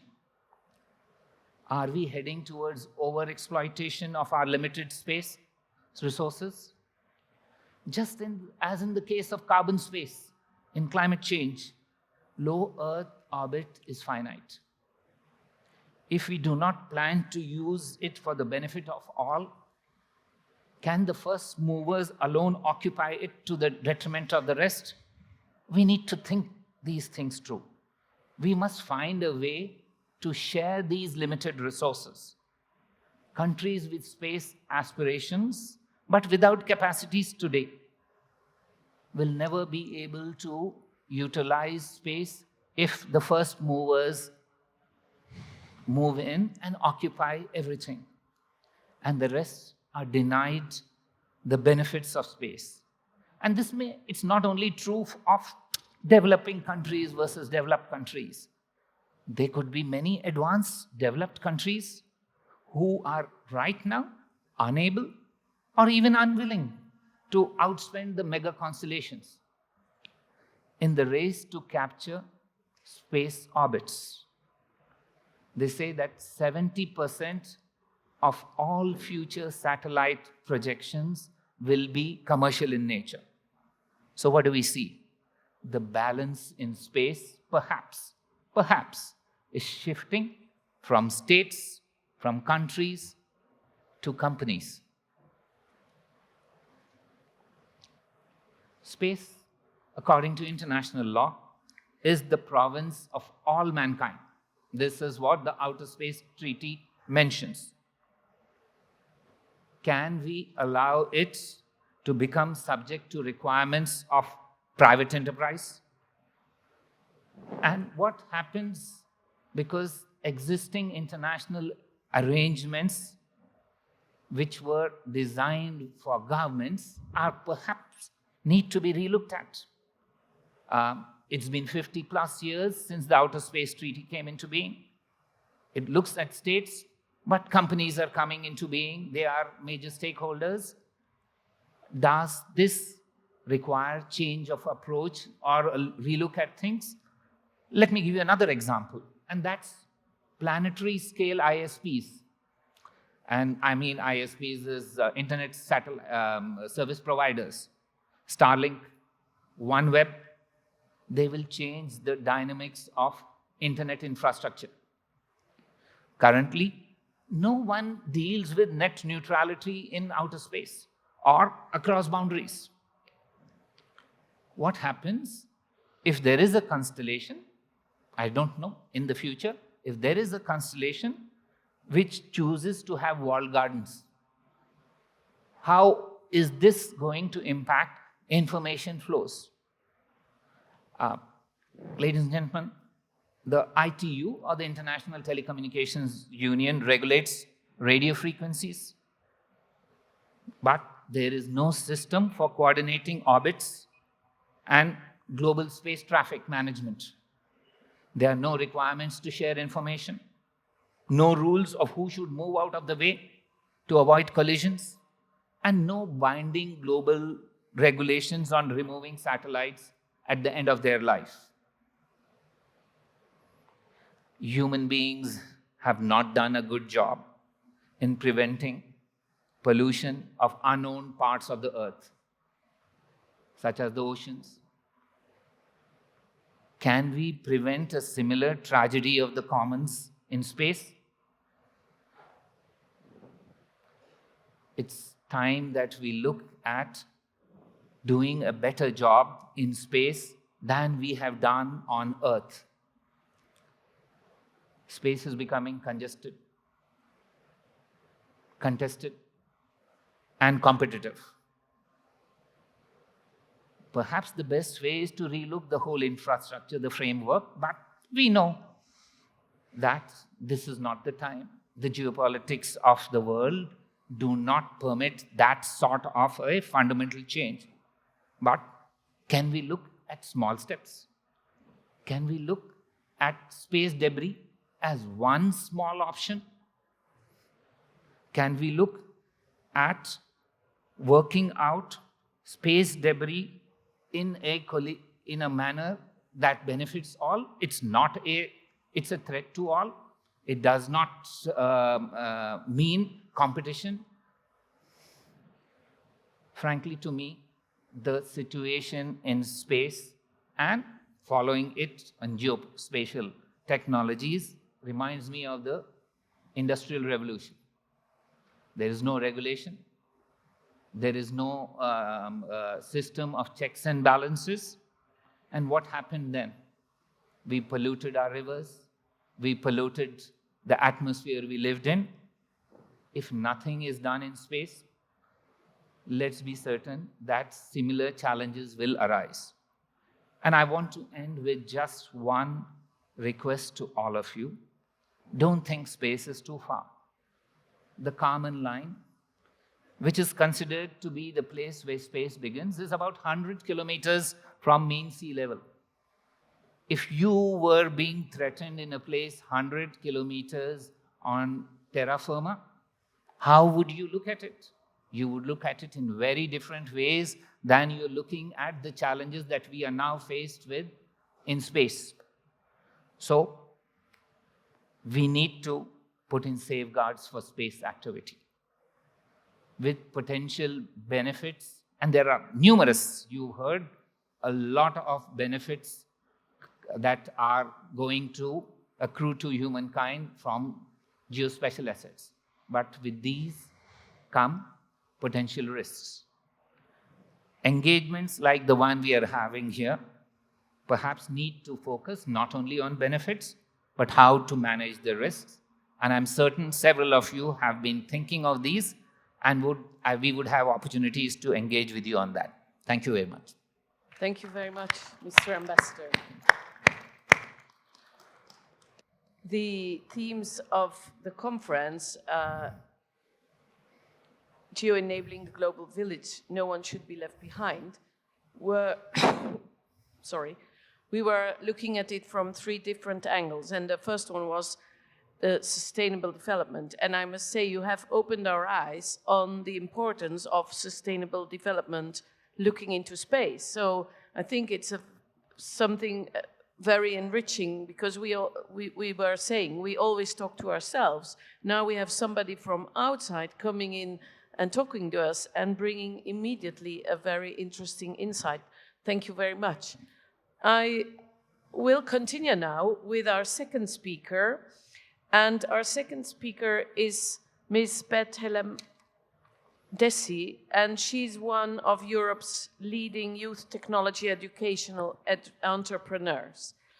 When she was 23, which is yesterday, she has been named the young pioneer in the Ethiopian emergence tech scene by CNN and BBC, and she was included in the list of African innovators to watch for in 2019 by Quartz. Ms. Dessy is the CEO. She's the CEO of ICOG, Anyone Can Code, a subsidiary of ICOG Labs, the Ethiopia's first artificial intelligence and robotics lab. And she's working on community outreach and research with a focus on tech education and entrepreneurship. The projects at ICOG Anyone Can Code are aimed at decentralizing, democratizing, and equipping children and youth with the necessary skills to innovate and create, utilizing emerging technologies. Mrs. Tessie will speak about how to embrace digital transformation and technological development and provide us with her insights and experiences as a leading woman in tech, how she has done that, embraced digital transformation, and how she's harnessing youth and tech in the developing world, building human capital and showing what can be done as a young entrepreneur and innovate.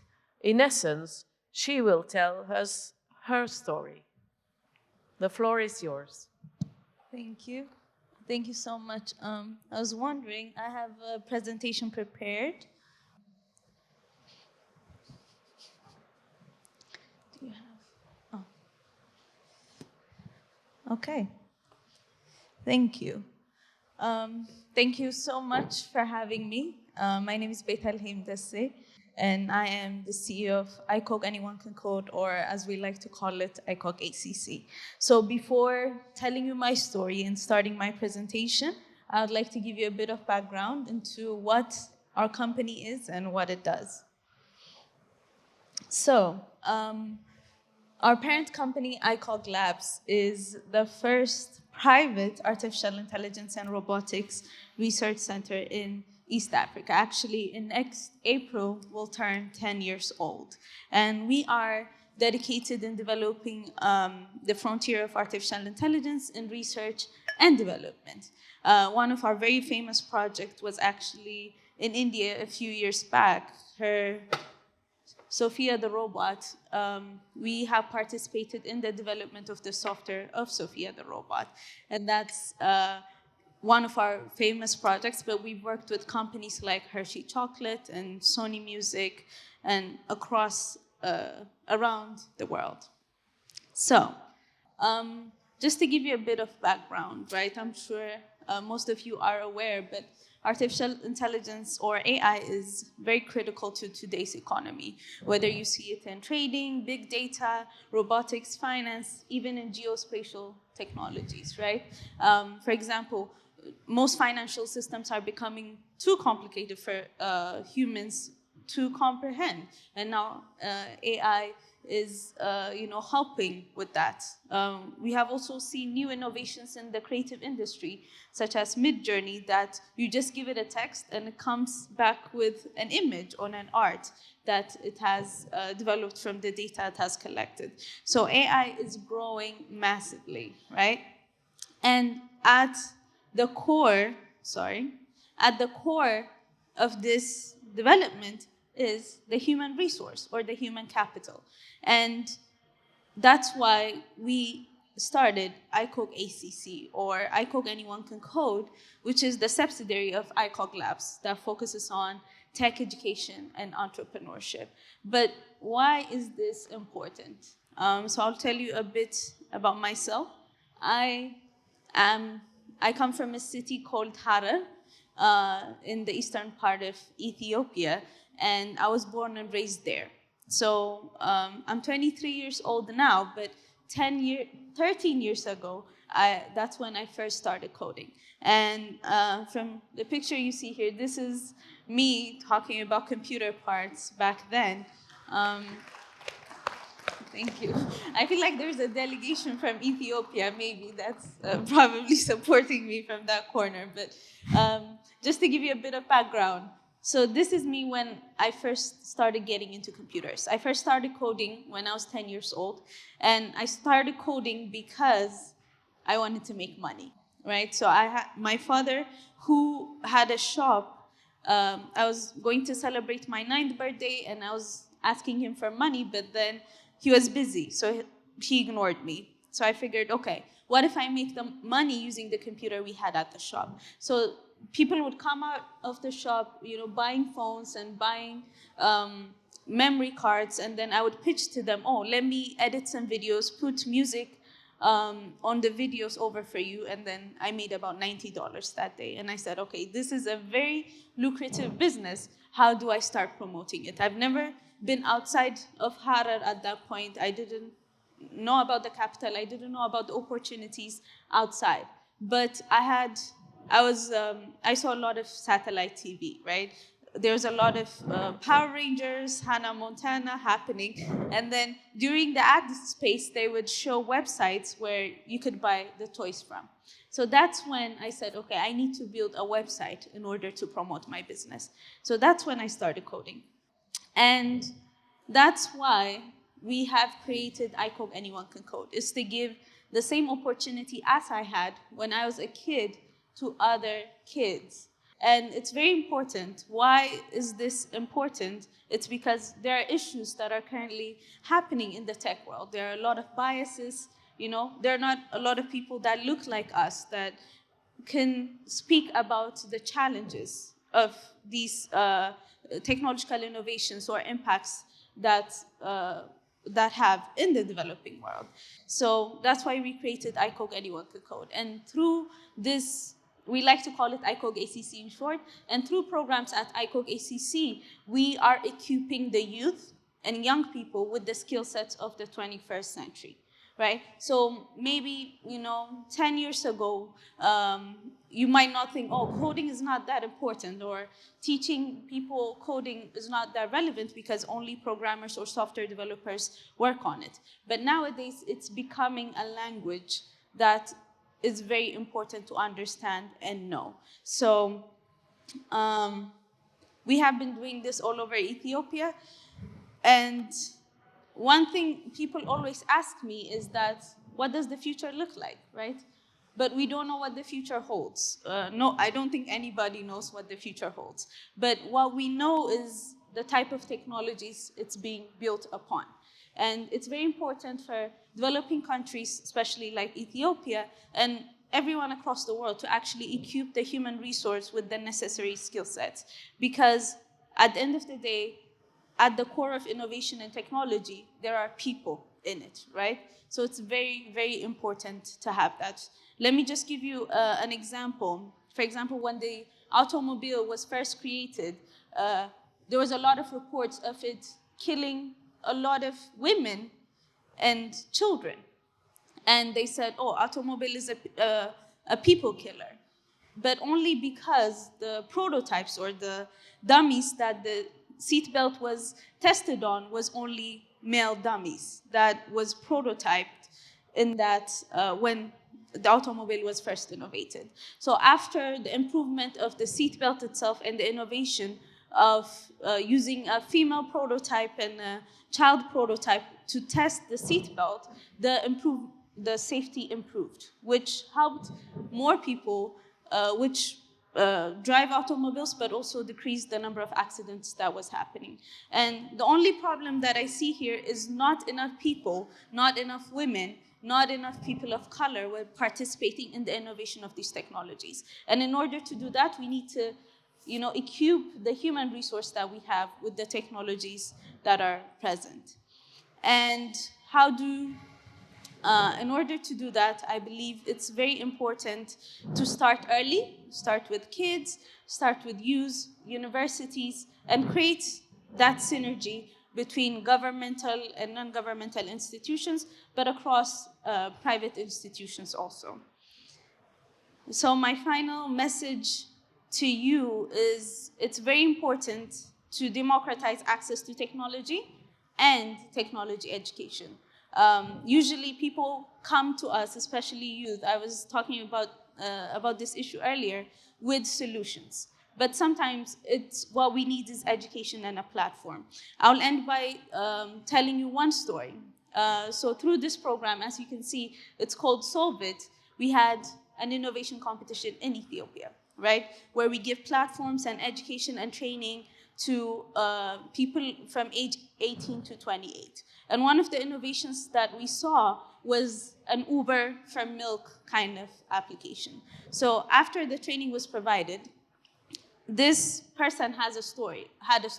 So he would go to downtown to his city and then ask for macchiato, right? Macchiatos with milk with coffee. And they would tell him, oh, we don't have milk here. We're very sorry. But he knows that back home, there's a lot of milk that's being produced and not being sold, and it's going bad. So after the trainings that were provided, what he was able to do was pinpoint, actually, where the milk is produced, calculate the shortest distance to collect that milk, and then send it back to the city. And after a year, after this Solve It innovation competition had happened, we would go there, and this person had already created an app that is facilitating buying milk from his village to the city. And he has bought a three-wheel drive, he has bought his own laptop, and he has started his own business. And sometimes it's not also about innovating or creating big solutions for big problems. Sometimes it's also solving your local problems, utilizing local people, and utilizing local technology. And in order to enable that, we need to equip a lot of youth and kids with the skill sets that are necessary. Thank you very much, and thank you for having me here. Thank you very much, Desi. Thank you very much for sharing your story and for giving us this line of hope that anyone can code. And so there is a huge opportunity there for developing the technology that can help us make our world more sustainable. So thank you for sharing that. Now I would like to give the floor to Mr. David Henderson. David Henderson is the Chief Geospatial Officer at UK's Ordnance Survey, and he's a member of the executive board there. He leads the continuous development of Ordnance Survey's core strategic strengths, technical capabilities, and geospatial data assets. He is an honorary fellow of the Royal Scottish Geographical Society, and he joined Ordnance Survey in 2003 and fulfilled a variety of technical and leadership roles there. He's been leading UK's delegation to the United Nations Committee of Experts on Global Geospatial Information Management since 2016 and is a vice chair of the UNWGIC Europe Regional Group. And David will share his experiences and insights on the complex topic of environmental and climate challenges and how, as a senior leader and geospatial expert, his organization has rallied the world's national geospatial and mapping agencies together to encourage sustainable action, to collaborate and to commit to making a real difference in how we tackle those big challenges using geospatial data and technologies. The floor is yours. Thank you, Ingrid. Did you leave the clicker over there?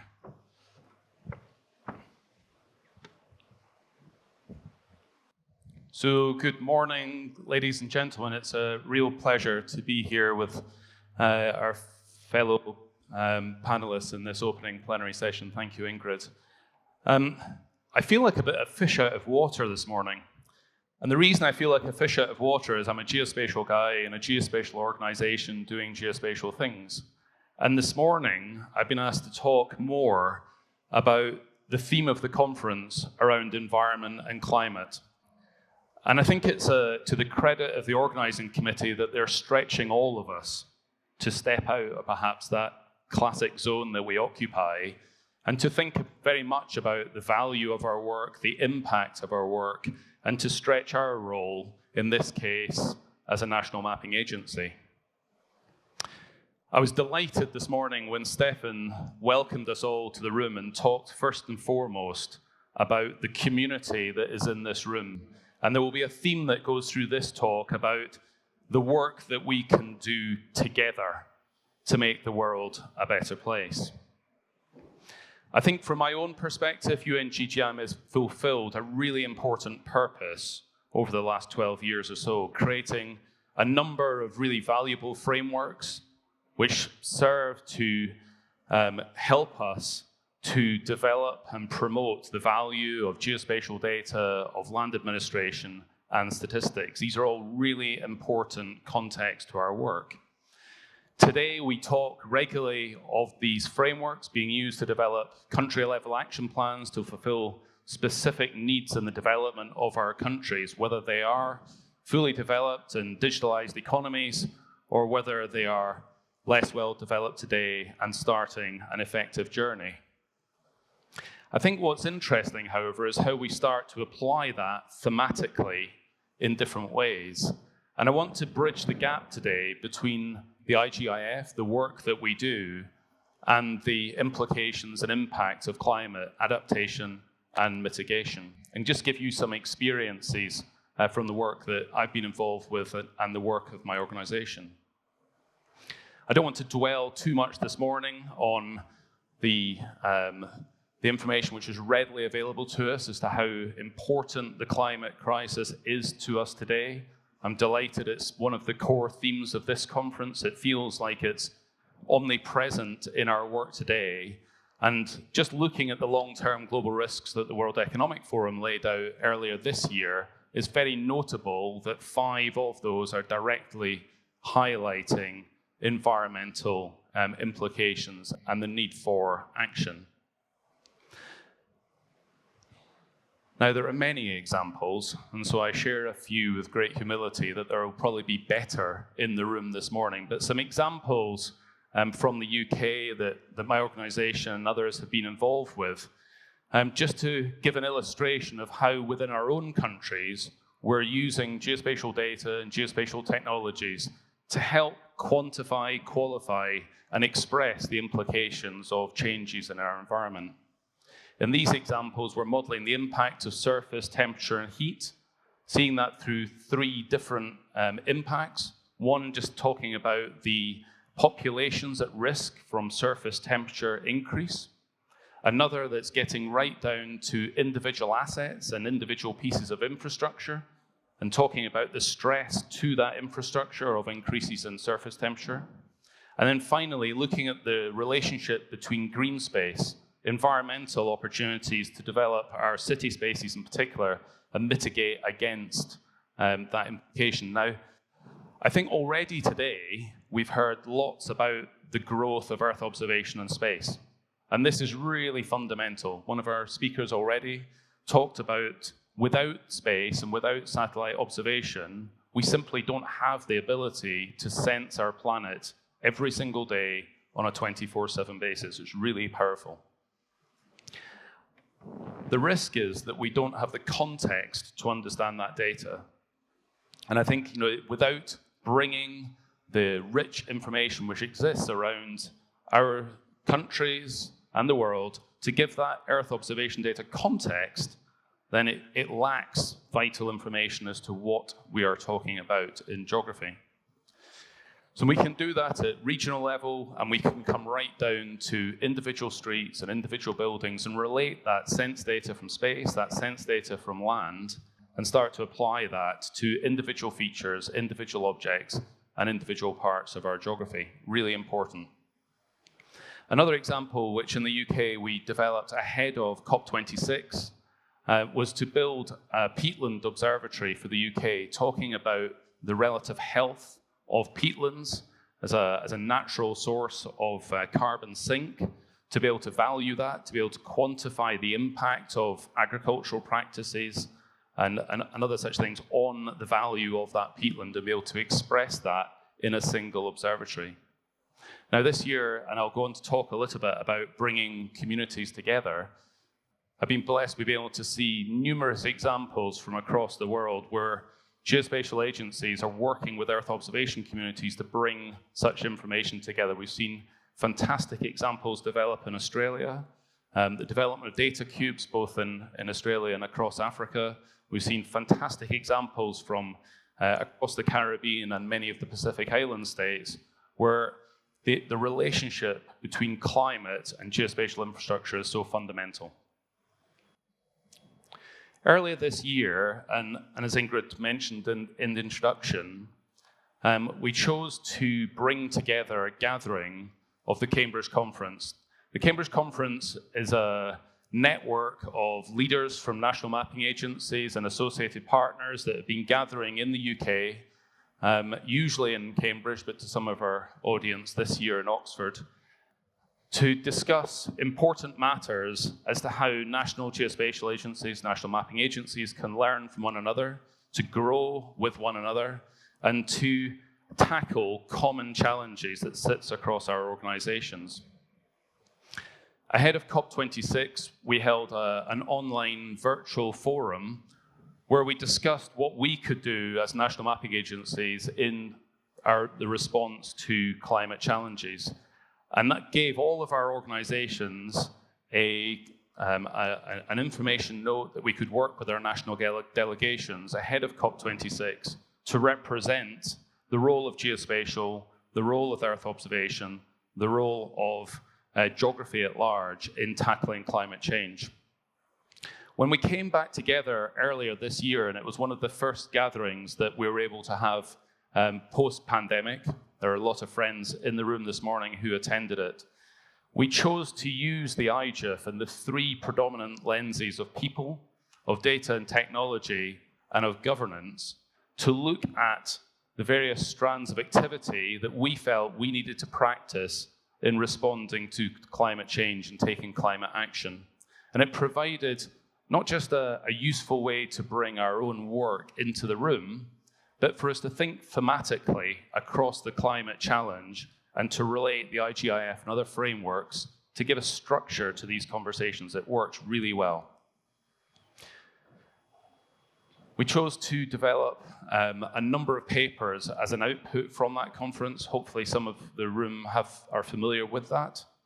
And really challenged us to think beyond the what in data, but to think how data could be used, how data would be applied to, in this case, fight against adaptation or help develop adaptation and mitigation strategies, and to really understand in particular the relationship between Earth observation and geospatial data. I think it hopefully will not be the first time this week that we talk about geo unlocking the value in EO.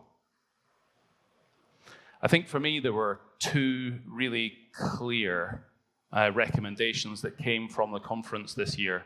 One was for organizations such as Ordnance Survey and other national mapping agencies to take a really active leadership role as advocates for location data in our countries. In the UK, we are blessed with very many stakeholders who share that mission. But also recognize that tackling climate change is a global issue and needs us to work together, albeit that nations are affected in different ways.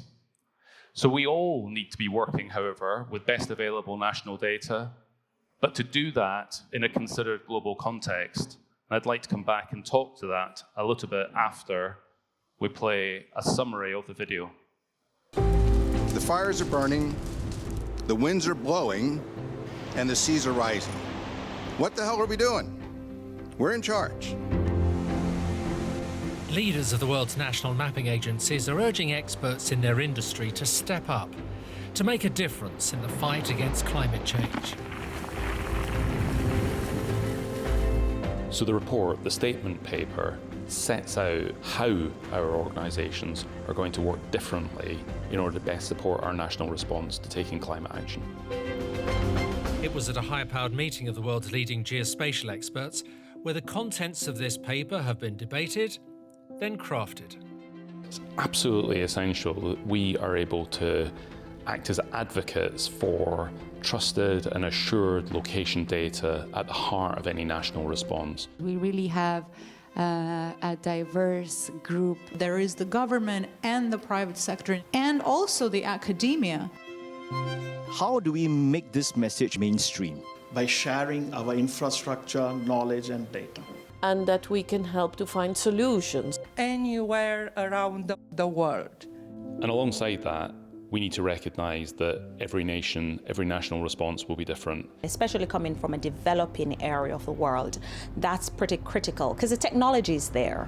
It's having persons who have that know-how and making sure that we also have that authoritative data. Our location data is fundamental to taking the right decisions by our nations going forward. It's not always well understood, but bringing that to the fore is a critical part of this discussion. We've got to champion and demonstrate the value of that data. We've got to be able to sell the benefits of using that data effectively. And as a group of nations, we're committed to doing that together.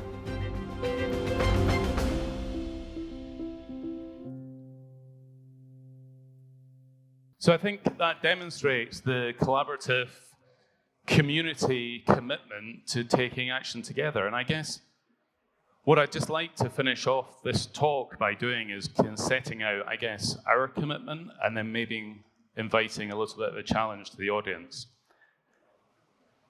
As an organization, we left the Cambridge conference and thought really hard about our own commitment to taking action and embedding environmental sustainability in who we are and what we do.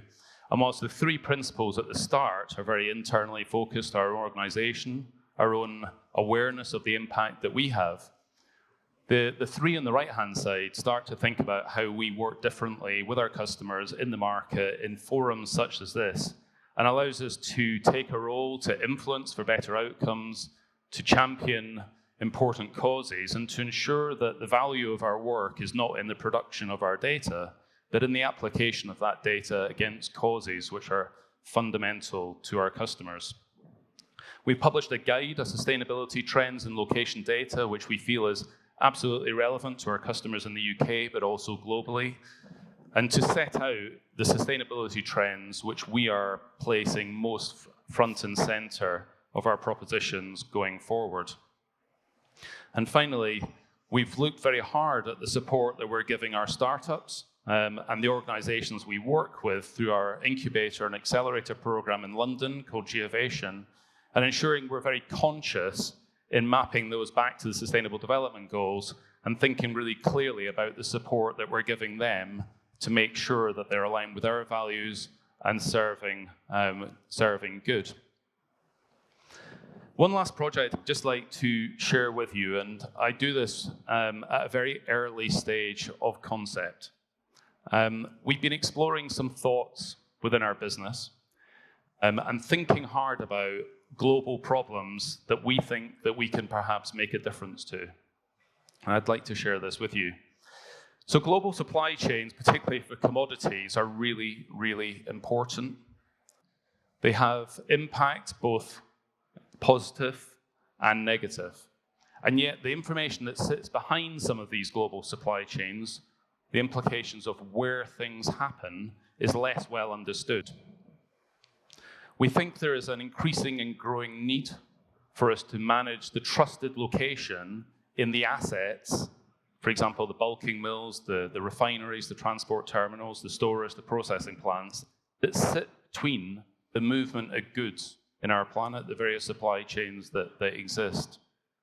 Of course, many of these organizations are global organizations moving goods around. They know where these things happen, but the location information that sits behind them is often imprecise, which makes it difficult in practice to give assurance to the information that's being provided. This information is important because it's underpinning very significant levels of financial transaction. It's important because it's part of any national response to taking climate action. And it's important, therefore, that we have much greater assurance as to the information that sits behind it. Our hypothesis is that perhaps we can work together to create and compile what would essentially be a vital foundational data set on commodity assets and develop a model for ensuring these are available and used both in the commercial sector and by governments internationally. We've been exploring this with a number of partners that work on a global basis, both those who are moving goods and operating global supply chains, and also a number of technology providers that we know that we can work with us. But there is a however within this. We can't do this on our own. We know we can provide great authority and trust in information in our own country, but we also recognize that our National Mapping Agency colleagues across the world are the experts in providing trust and assurance on data in their country. So we're keen to explore this week. Do people think this is a worthwhile venture? Is this something that perhaps colleagues from across national map agencies globally are interested to work with us to explore further? And if so, I'd love to have a conversation during this week.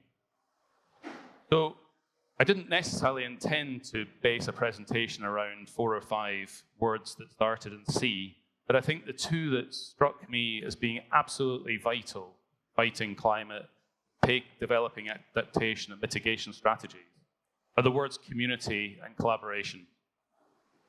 I think that's very much what this week is about.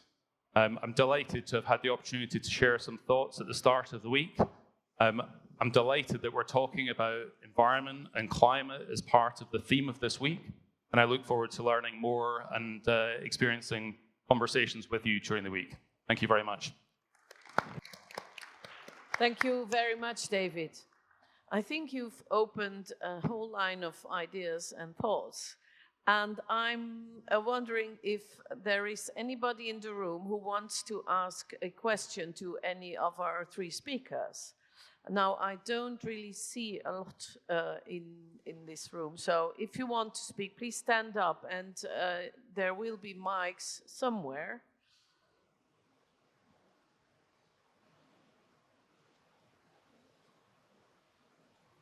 I think people are still overwhelmed by the challenges that we have heard from the three speakers.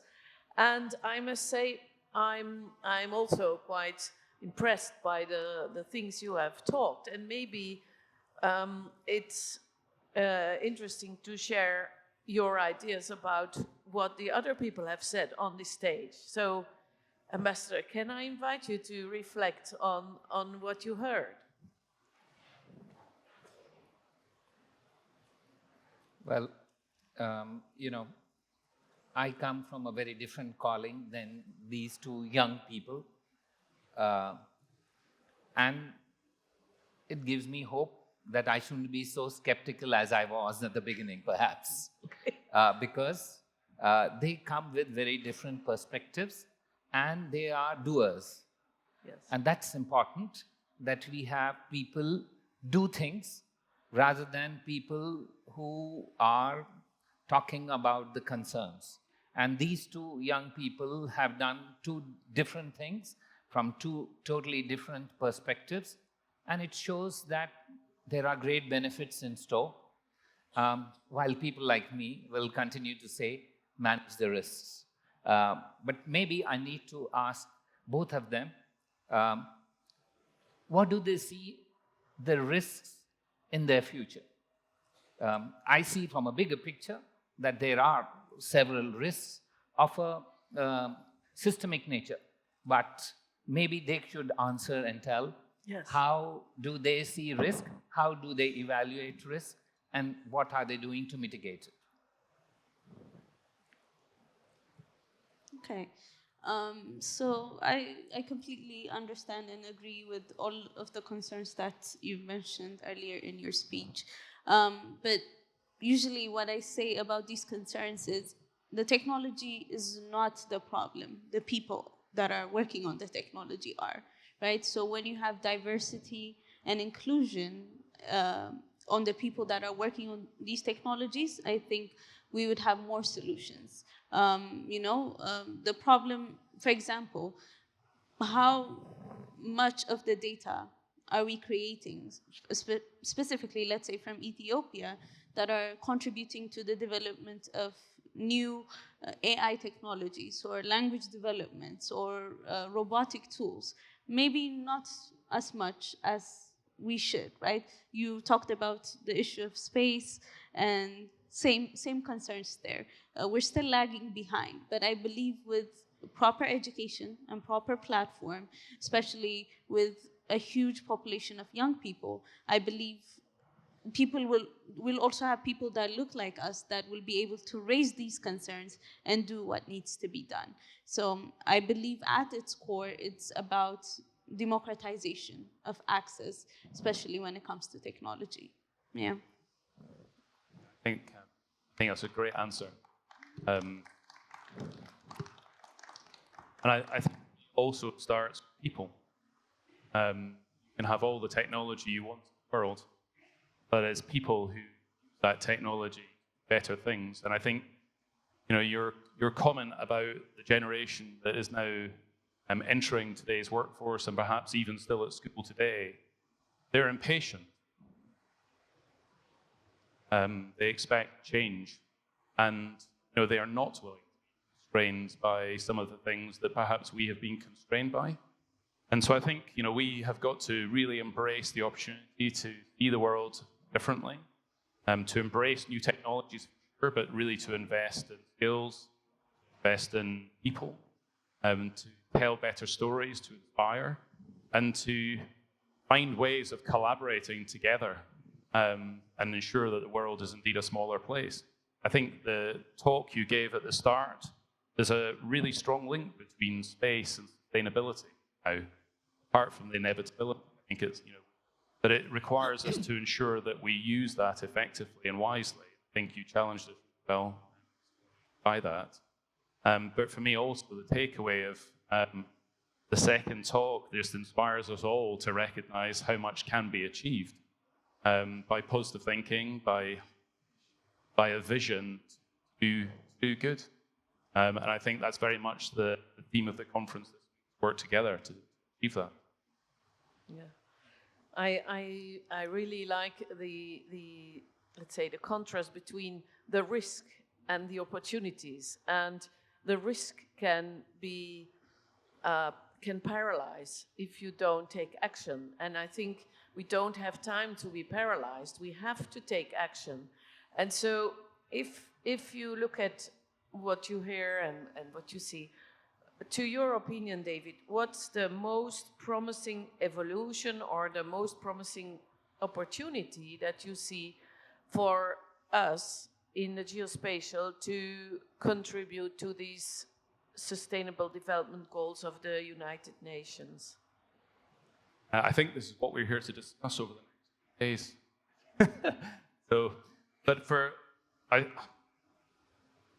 I think the biggest opportunity is in bringing information together. The world is a complex system of systems. It's complex, and I don't think solving the world's problems by one another is possible anymore. And I think there's a real opportunity, not just through foresight, but through the technology that are increasingly available to us, to ensure interoperability in our data, in our systems, to ensure it's possible in practice. Okay, thank you. So, Bettelem, you talked about how anyone can code, which I think is really a nice way of bringing technology to the normal people, not only to the nerds.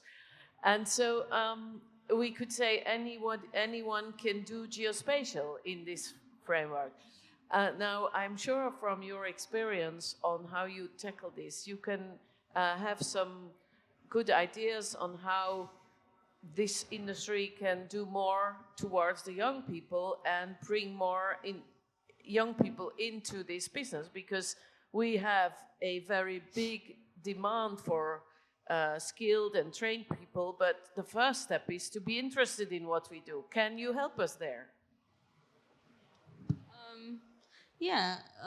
So making coding is now, tech is sexy, people are interested going into it. And there are a lot of career and job opportunities in that case.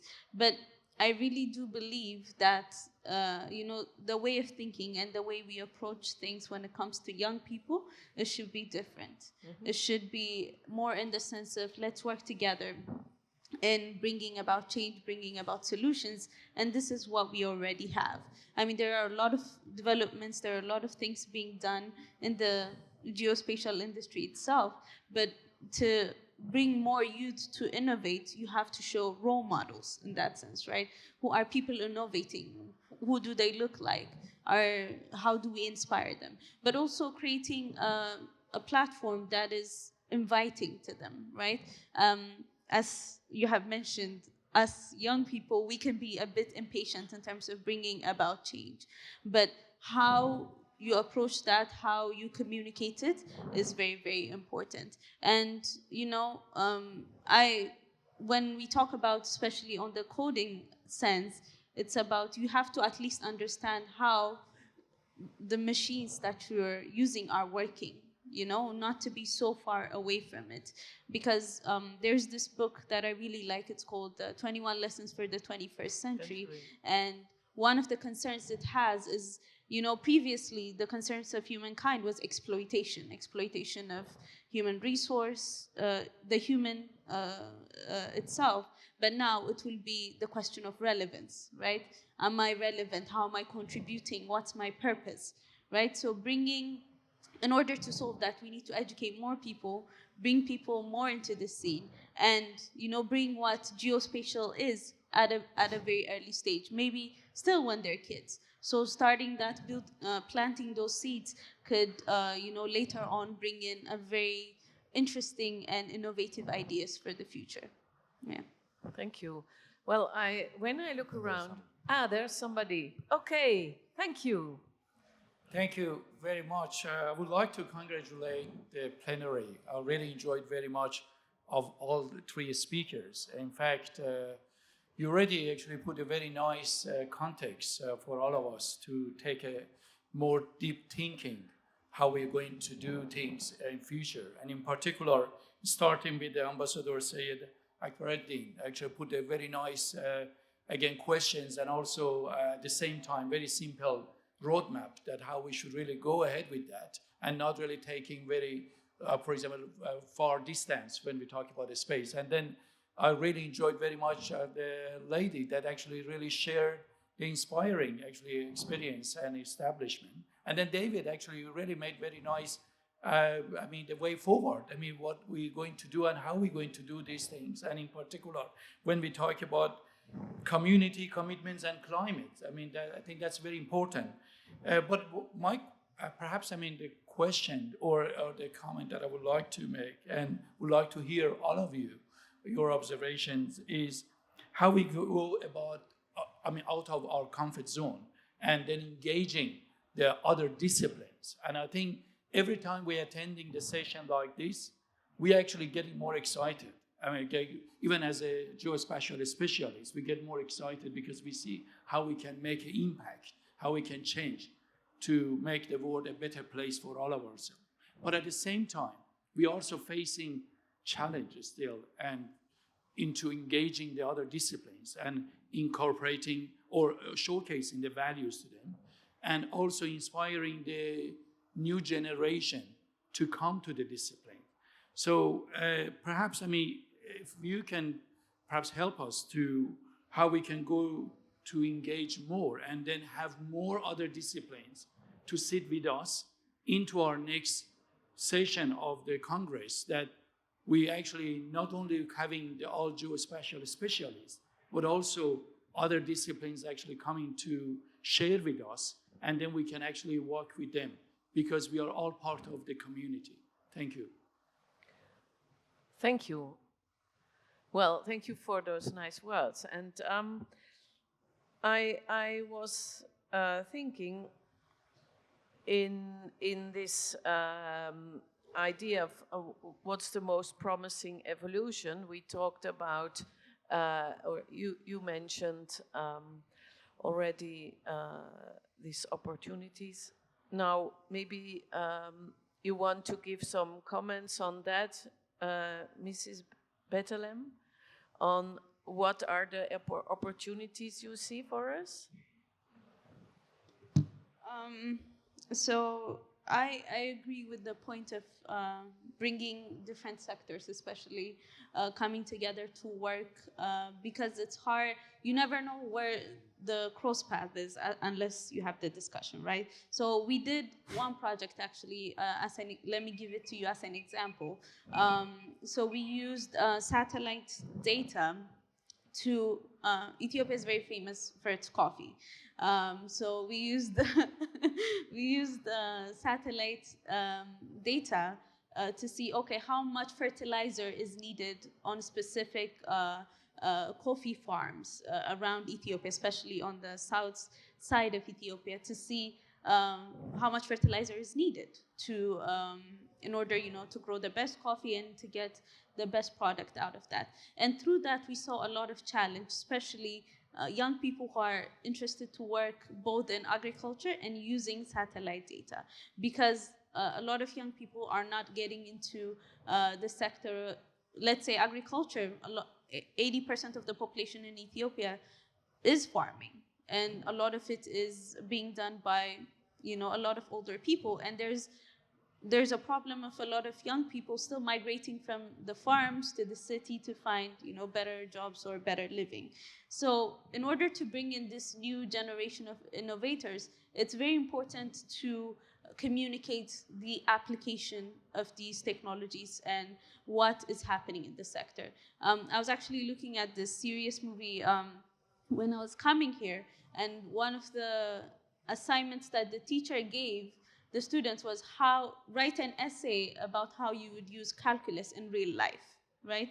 So a lot of young people need that understanding of how these technologies are applied, why they're relevant, and why it's being done. I don't think it's clearly being communicated, and that's why we don't see a lot of people coming into these technologies. And it's not just at university levels that we need to do this. We need to do this in high schools. We need to do it in primary schools. And that way we can bring in a new generation of innovators in different sectors to come and join and come up with innovations and solutions for existing problems. More or less, that's my 2 cents on that, but that's my personal opinion. Thank you. Thank you very much. And I think you've hit the good nail there. Maybe, David, you want to have some comments, last comments? Well, just a last comment on opportunity, and I think it's something which we thought really hard about within our organisation around 12 months ago as to how we describe the purpose of what we do. And I think picking up on the previous remarks, purpose becomes really important. It's purpose which allows us to do good work. It's purpose which motivates us to get up in the morning and work with others. And we recrafted our purpose to help show the world a better place. Now that's very big, it's very abstract, but it was really clear in terms of higher calling for our activities and our work every day. And I think that for me is the opportunity we have to think really clearly, not just about what we do, but why we do it, and to set that out to businesses, to governments, to policymakers, and help them understand the value of what we can do and the impact that we can have on the world around us. But I think purpose is our opportunity. We're good storytellers. Geography is fundamentally about processes. And I think there is a wonderful opportunity for us to tell better stories, to connect the world together and help show the world a better place. Thank you, David. Mr. Ambassador, do you have a last comment for us? Well, then, perhaps space is without boundaries, and therefore, maybe geospatial conferences should also be without boundaries. And that is that you invite, we've heard a lot about the young. We've heard a lot about communities. We've heard a lot about finance. So, as we move forward, maybe there is a need to break down silos that exist in any system, because we all try and focus on areas of our coalescence. But if ordinary communities are to benefit, maybe there are wonderful stories, as everybody knows. Maybe it's good to share these stories by those who we seek to democratize these technologies for. After all, if they are our beneficiaries, they are our target groups, they also have a right to provide inputs. And maybe everybody would gain from a broader approach to this that you are already trying to foster. And I leave that thought with you that, as they say, war is too important to leave it to generals. Governance is too important to leave it to politicians. Perhaps geospace is too important to leave it only to experts. Maybe there is scope for others to join in too. Thank you very much. Thank you very much. Excuse me, madam. Can I ask one question? Yes. Okay. So this is Aditi Sharma from Uttarakhand State Government Animal Husbandry Department. So being a veterinarian by profession, I would like to focus on the Sustainable Development Goal number 3, that is good health and well-being for all. And I would like to draw your attention to one fact, that whatever we are discussing on this platform, it is unfortunate that it does not reach to the ground level. Like if we talk about international level, national level, then it's okay. But if I say that I'm working with the state government, with the department, we are not using these kind of technologies to actually control or mitigate the problems. Like if I talk about some disease surveillance or disease outbreak investigation, then we are not very commonly using these technologies. So can you think of something that these technologies can be carried to the ground level in a much better way? Because if we really want to achieve all these sustainable development goals, then I don't think that if we are not practically using these at the ground level, I don't think this will serve the purpose. And another thing which I would like to ask is that whether we are prepared enough to use these technologies in controlling the pandemics and zoonotic diseases or these kind of incidences, or we really need something to do before getting to that point where we can actually use these technologies practically, feasibly, and very efficiently. Thank you. Okay, that's a very challenging question, but if I may, as a speaker, I would like to comment on it, because in many countries we have seen that geospatial information has contributed in a large way to the management of the pandemic. And so the local geospatial technology was used on phones of people to inform them about, you have been in the presence of somebody who has now tested positive. So on my phone I have an app that can record in a very privately secured way who I have been in touch with. Supposedly they have a phone as well, which I know is already the first hinder. But I can see that a lot of applications and a lot of examples exist where geospatial technology at a very local level has contributed to the solution. And I'm thinking about experts on, inspectors who walk around in the field and who identify herds of disease, and this information is sent to the central office so they can have a view on the reality of where is the disease. For instance, I know that it was done in the UK for foot and mouth disease, and I know it has been done for other diseases. So there are examples, and I think you are right, they are not used enough. They could be used more. And then I want to take on to the point that the ambassador was making.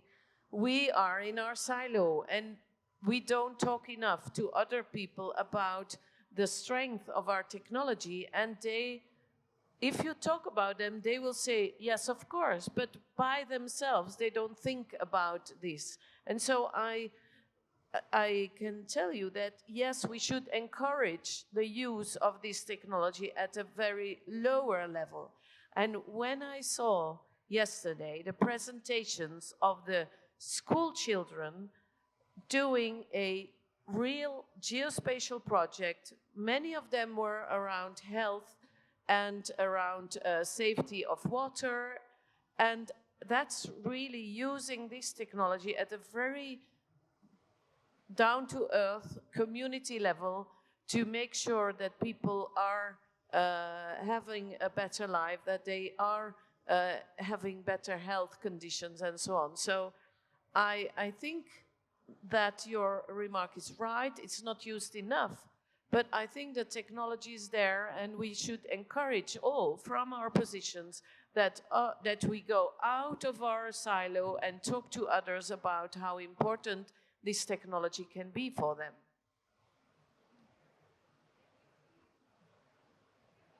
Yeah, we can't hear you. I'm sorry. Can you put the microphone on again, please? Thank you. Yeah, now it's...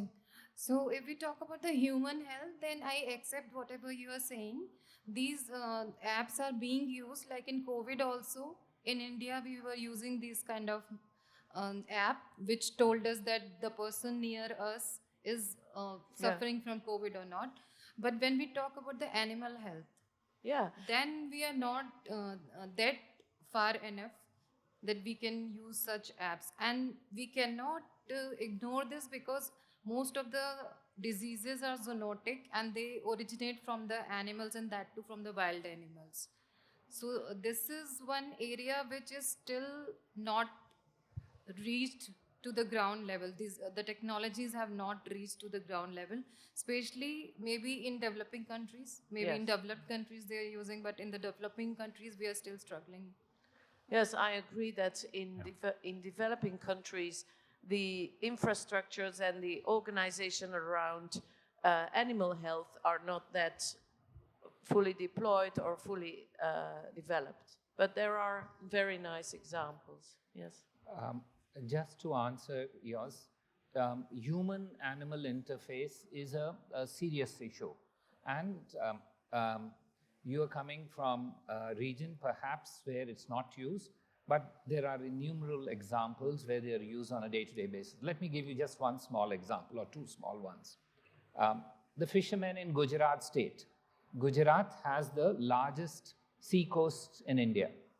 Every day, they tune in into some of the websites run by the National Remote Sensing Agency, and they are able to say, where should I go and fish today?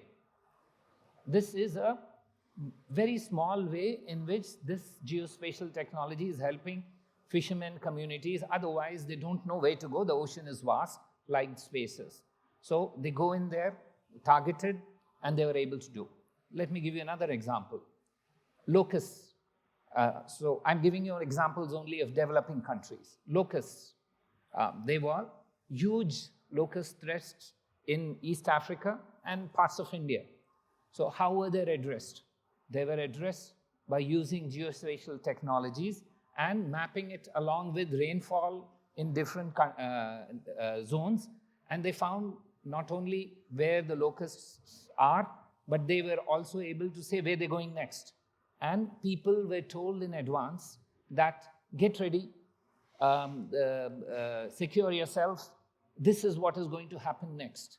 And so there are many such small ways in which geospatial technologies are helping communities which are far-flung, which have no access. They don't even know what is the basis for these information that they're getting.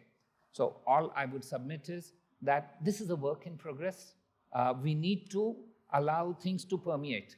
It's not about, I don't think it's about developing and developed, because as Prime Minister Modi said, India has the largest digital setup. You go out, you can pay to a shopkeeper or even a peddler on the streets by your smartphone. I've been to many countries. I don't find that available in many, many countries. So it's the willingness to absorb technology. And I think it takes time, but we are on the right path globally and certainly in developing countries too. And you've just heard the story of this young girl from Ethiopia who is telling the world, you can code. Yeah. Okay, I see a last speaker in the room. Can I add a bit? No, it's here. Ingrid? Ingrid? I don't see where you are. Me. To your it's left. Bethlehem. One of your panelists. Okay. Ingrid. But I see the man over there was asking the floor first. Yeah. Hey, this is Madhav. I'm from Continuum Planning and Development Trust. This is more of a rhetoric in terms of the digital divide that we have right now. We are talking about single source of truth, but then countless data derivatives that come as digital assets. and there's a lot of, whether you want to call it as a corporatization or privatization. So the data goes into the cloud, but then it's not really clear, and then people at the bottom of the pyramid are not sure, how to have the access, so on and so forth. So, but then there has been a civilizational change, when you look at knowledge, when you look at information, so you have libraries, so you can go into the library and then access the information. Likewise, if you want to have artifacts or what have you, you have museums. But then with a similar analogy, how do we foresee the data assets, in futures to see that this accessibility is really democratized? So this is in regard to the democratization subject that has come to fore. So either consider it as a rhetoric or maybe have some observations on this topic. Thank you. It was very difficult for me to fully understand your question, I'm sorry. But if I understand well, you were asking about how to address the issue of data privatization and how to make sure that data is accessible to people who have the need. Now, maybe one of our panelists wants to comment on that?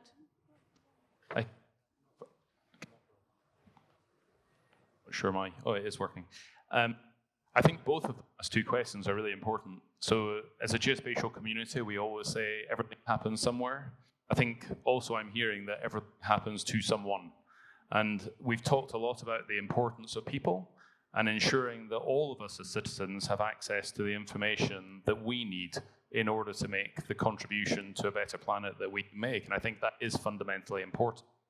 I mean, during this week, I know I'm looking forward to attending some conversations we have about ethics and geospatial data. I think that's an important part of this conversation. But I also think we have to do more to democratize the information that we should all access. There is importance in words like accessibility, as well as openness and transparency, but it is important that we have access to the information that we need to contribute to making the world a better place. So I think both of the last two questions from the floor are related and really important. Okay. Yes, if I might add, because I hear a lot of issues in regards to even back in Ethiopia in terms of implementing suggested tools or products on the ground level. So there's a pattern that I see, and I wanted to mention that there are different factors in terms of when it comes to implementation of solutions in geospatial or in any other technologies, right? One is, of course, infrastructure. You cannot bring in technology that uses smartphones where there's no access to smartphones. So we need to understand the need of infrastructure and how that, if that infrastructure is available. The other is the product itself. So what might work in India might not work in Ethiopia. So there's an importance of localization of the product itself. So whenever we try to implement something, we need to see how that needs to be localized. And the other one is the customer's behavior, right? Changing a customer's behavior is going to be a very, very difficult task. So we need to understand, what type of behavior that this community, this village, this society has in order to implement that product.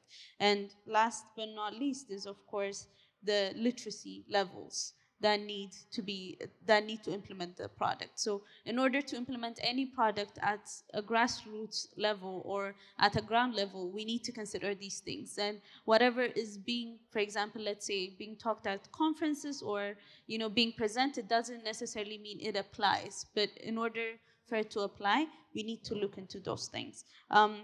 But in terms of the last questions of data accessibility and sovereignty, I think it's very important for government and organizations to put policies and regulations in place in terms of how the data from the country needs to be accessed. So this is a very high-level kind of policy and discussion that needs to happen within every nation, I believe. But yeah, that's my opinion. Thank you. Thank you very much. And I think that's one of the important points that we address in the UNWGIC, is that it's not just about data or about technology, it's also about policy, capacity building, people. And so, if I may conclude this session, I think we have been made aware of the fact that there are risks to what we do, and that we have to be aware of those risks so that we don't make the mistakes we made in the past, like we did in Industrial Revolution. I also heard very much that it's important to engage with youth and to break down the silos. So we should not be the bunch of high-tech nerds sitting in our ivory tower. We have to be out there, talk to young people, explain them, and talk to them on their sense of purpose, and tell them what the purpose is of what we do. And I think the most important message is that we have to do something. We cannot sit back and ask, who will save the world? The question is, how will we contribute to save the world? And with those words, I'd like to conclude this session. Thank you very much for our three distinguished speakers. And I would like to move on to John Kedar. Hello. Excuse me, ma'am. I had just one small observation, if you permit.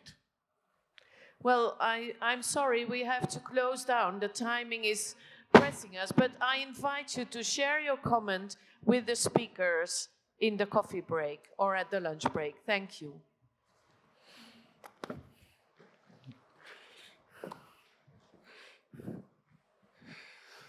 Thank you, Ingrid. And thank you all for staying through that very interesting session. And we've now got 15 minutes before lunch to look specifically at something called geospatial knowledge infrastructure. Now, what did we hear in that last session? Well, from David, we heard about the global challenge of climate change. And at the other end of the spectrum, we hear about small-scale farmers needing to double production to hit SDG target 2.3. Double production, small-scale farmers. Now, they're not going to do that through automation. But both of those challenges have one thing in common. It's not data alone that we need, it's knowledge, it's understanding, it's answers. And that's going to come from a far greater variety of technology providers, a greater variety of industry than just data alone. In Yemen a few years ago, using predictive technologies, using geospatial data, using data about weather forecasting and other data about the country, we were able to predict where cholera was going to break out, or likely to break out, in 3 years' time, and then take the necessary preventative measures and completely reduce the incidences of cholera in Yemen. That's knowledge. That is geospatial knowledge. Autonomous vehicles driving around in our streets one day, they're making decisions. The machines are making decisions, not humans. Those machines need to take all this data, the algorithms that they are served with, and come up with machine knowledge, geospatial knowledge to help those automated vehicles do their job. And that is really geospatial knowledge. And geospatial knowledge infrastructure has been developed specifically to help us look beyond data to the knowledge that's necessary to make decisions, whether human or machine. And that geospatial knowledge infrastructure incorporates not just the geospatial data community, it incorporates the applications community, that much wider tools and applications community. It brings industry firmly into the fold because they're the ones creating many of these applications and tools. It requires governments to integrate policy, not just separate geospatial policy, space policy, and data policies, but integrate these policies together so that we can really have strength in our knowledge environment. It requires absolutely partnerships across industry, between industry and government, academia, and so on and so forth. And it really requires us as a geospatial community and what we do to be part of mainstream digital. We provide the glue, we provide a real part of what is happening in that wider digital ecosystem to deliver knowledge. Now, I'm going to ask for a short video to be played. You've heard enough of me, so if we could have the video, that'll tell you a little bit more about GKI and the program. Video, please. Geospatial World and the United Nations Statistics Division joined hands in 2020 to organize a collaborative partner alliance project on advancing role of geospatial knowledge infrastructure (GKI) in world economy, society, and environment. Over 3 phases, the project aims to nurture an enabling environment and develop strategies for making fit-for-purpose geospatial knowledge accessible on demand for use cases across sectors, thereby supporting sustainable development.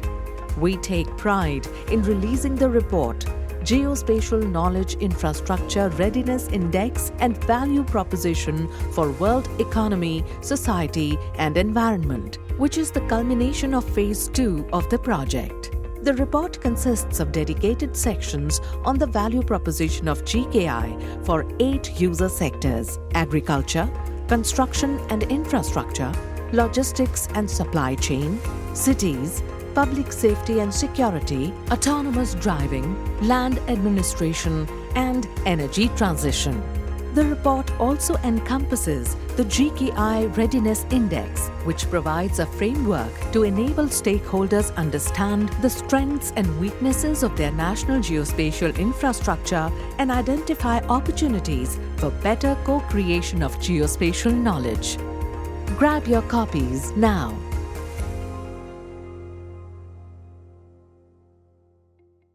So, how did we start this journey? Like all good ideas, it needs co-conspirators. And our 2 co-conspirators that I'm going to invite on stage with us are from the United Nations Statistics Division, the director of UNSD, Mr. Stefan Schweinfest, and Mr. Sanjay Kumar, the Chief Executive Officer of Geospatial World. Sanjay, Stefan. Thank you very much. Thank you. Thanks. I'll get you in a second. And I'd also like to invite up on stage those partners that are with us, that have been involved in this project and supported it over the last 2 years, and Dr. Shivangi, who has directed the project over the last year, and Mr. Greg Scott, if he's in the room, who has been the UNSD representative. So if you could all come on stage with the project team and come and join us up here, that'd be great.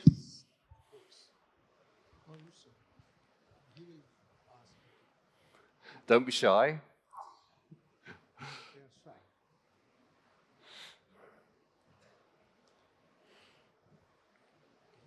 And this started with the signing of an MOU between Mr. Stefan Schweinfest and Mr. Sanjay Kumar back in 2020, as we saw on the video.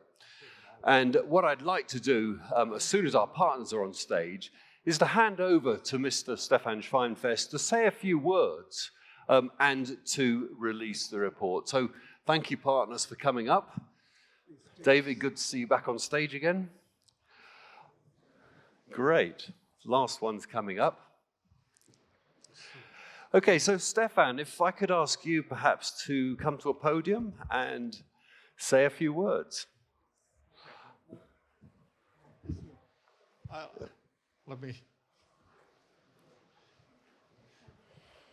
Let me do it right from here. I know I'm standing between you and your lunch. That's a very uncomfortable position to be in.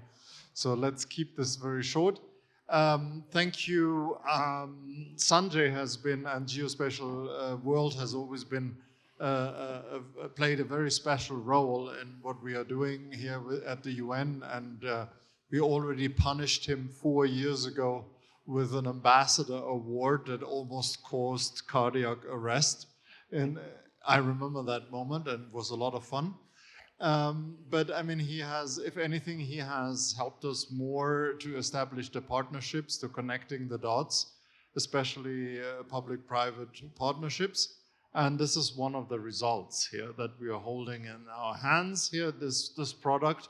And I think I'm very excited about it because it has a couple of elements that are important for us. First of all, with our IGIF, many of you know we are at a point, at a crossroad in the UNWGIC where we need to go from discussions and methodologies and so to implementation and action.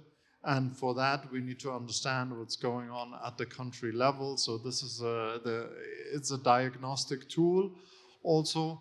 So this is very exciting. The index breaks it down for countries to better understand their geospatial readiness. And I think it's a good start for a discussion, and it helps us to formulate our action plan. So I mean, I like the analysis for the user sector.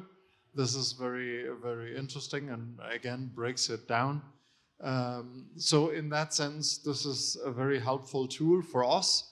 Some might find the index a little bit provocative. I sometimes myself have problems with an index, but it is an advocacy tool, and if it gets everybody thinking, discussing, and reflecting, that's exactly what we want to do before we go forward. So please grab your copy, look at it, and start discussing it among each other and with all of us. And that's exactly what we want to achieve at this point. And I wanted to thank Sanjay and his team and everybody here on stage who has made significant intellectual contributions that we got to this point. Thank you very much. Now you can release it. And are we doing a photo? Right, a photo please of everyone unwrapping, unbinding your copies and holding them for the cameras.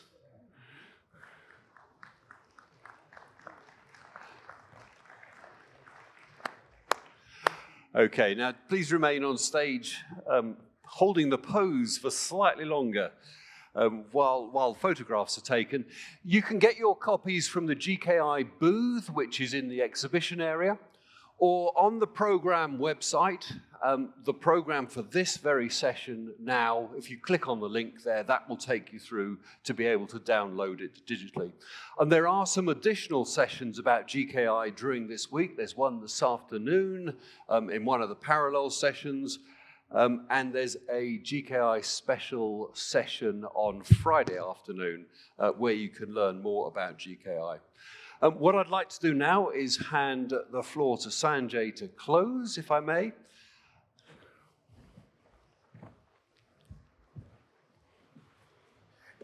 Thank you very much, John, and this is a great honor to be part of this very important initiative. Everything has a location, and the discussion about GKI started in Rome, and that was over a cup of coffee and series of coffees that took to get to start on this. As you would have heard a lot in the last couple of years, and especially yesterday, today, about sustainable development goals. So how do we actually make that difference? We make that difference and we achieve that through application of these technologies in fundamental industries, be it energy, agriculture, transportation, defense, any of those industries which are fundamental pillars of economy and society, and geospatial plays a role in this. And the GKI Readiness Index actually aims at two things. One is talking about transformation of national mapping. National mapping is very important. If you heard about a new report on 3D nation by United States government, that's the way you're looking at making your nation as a 3D nation. In the digital interface, Geospatial provides the kind of connectivity and spatial dimension to how do we deal with digital infrastructure and digital age. So it's very important and connected environment. And to do anything which is holistic and ecosystem approach, you need to look at an ecosystem approach. And that ecosystem approach is nothing but hundreds of determinants which actually come together to play that role. And that's why the Readiness Index is so important to look at holisticity of our preparedness strategically, as well as delivering those services on the ground and being part of the community, which we just heard from the panelists, that how important to reach out to those industries and those people who are going to be using this technology. This booklet and this report is all about how to make use of this technology across industries and how to prepare our nation better. Thank you very much and have a good lunch. Thank you very much to everyone.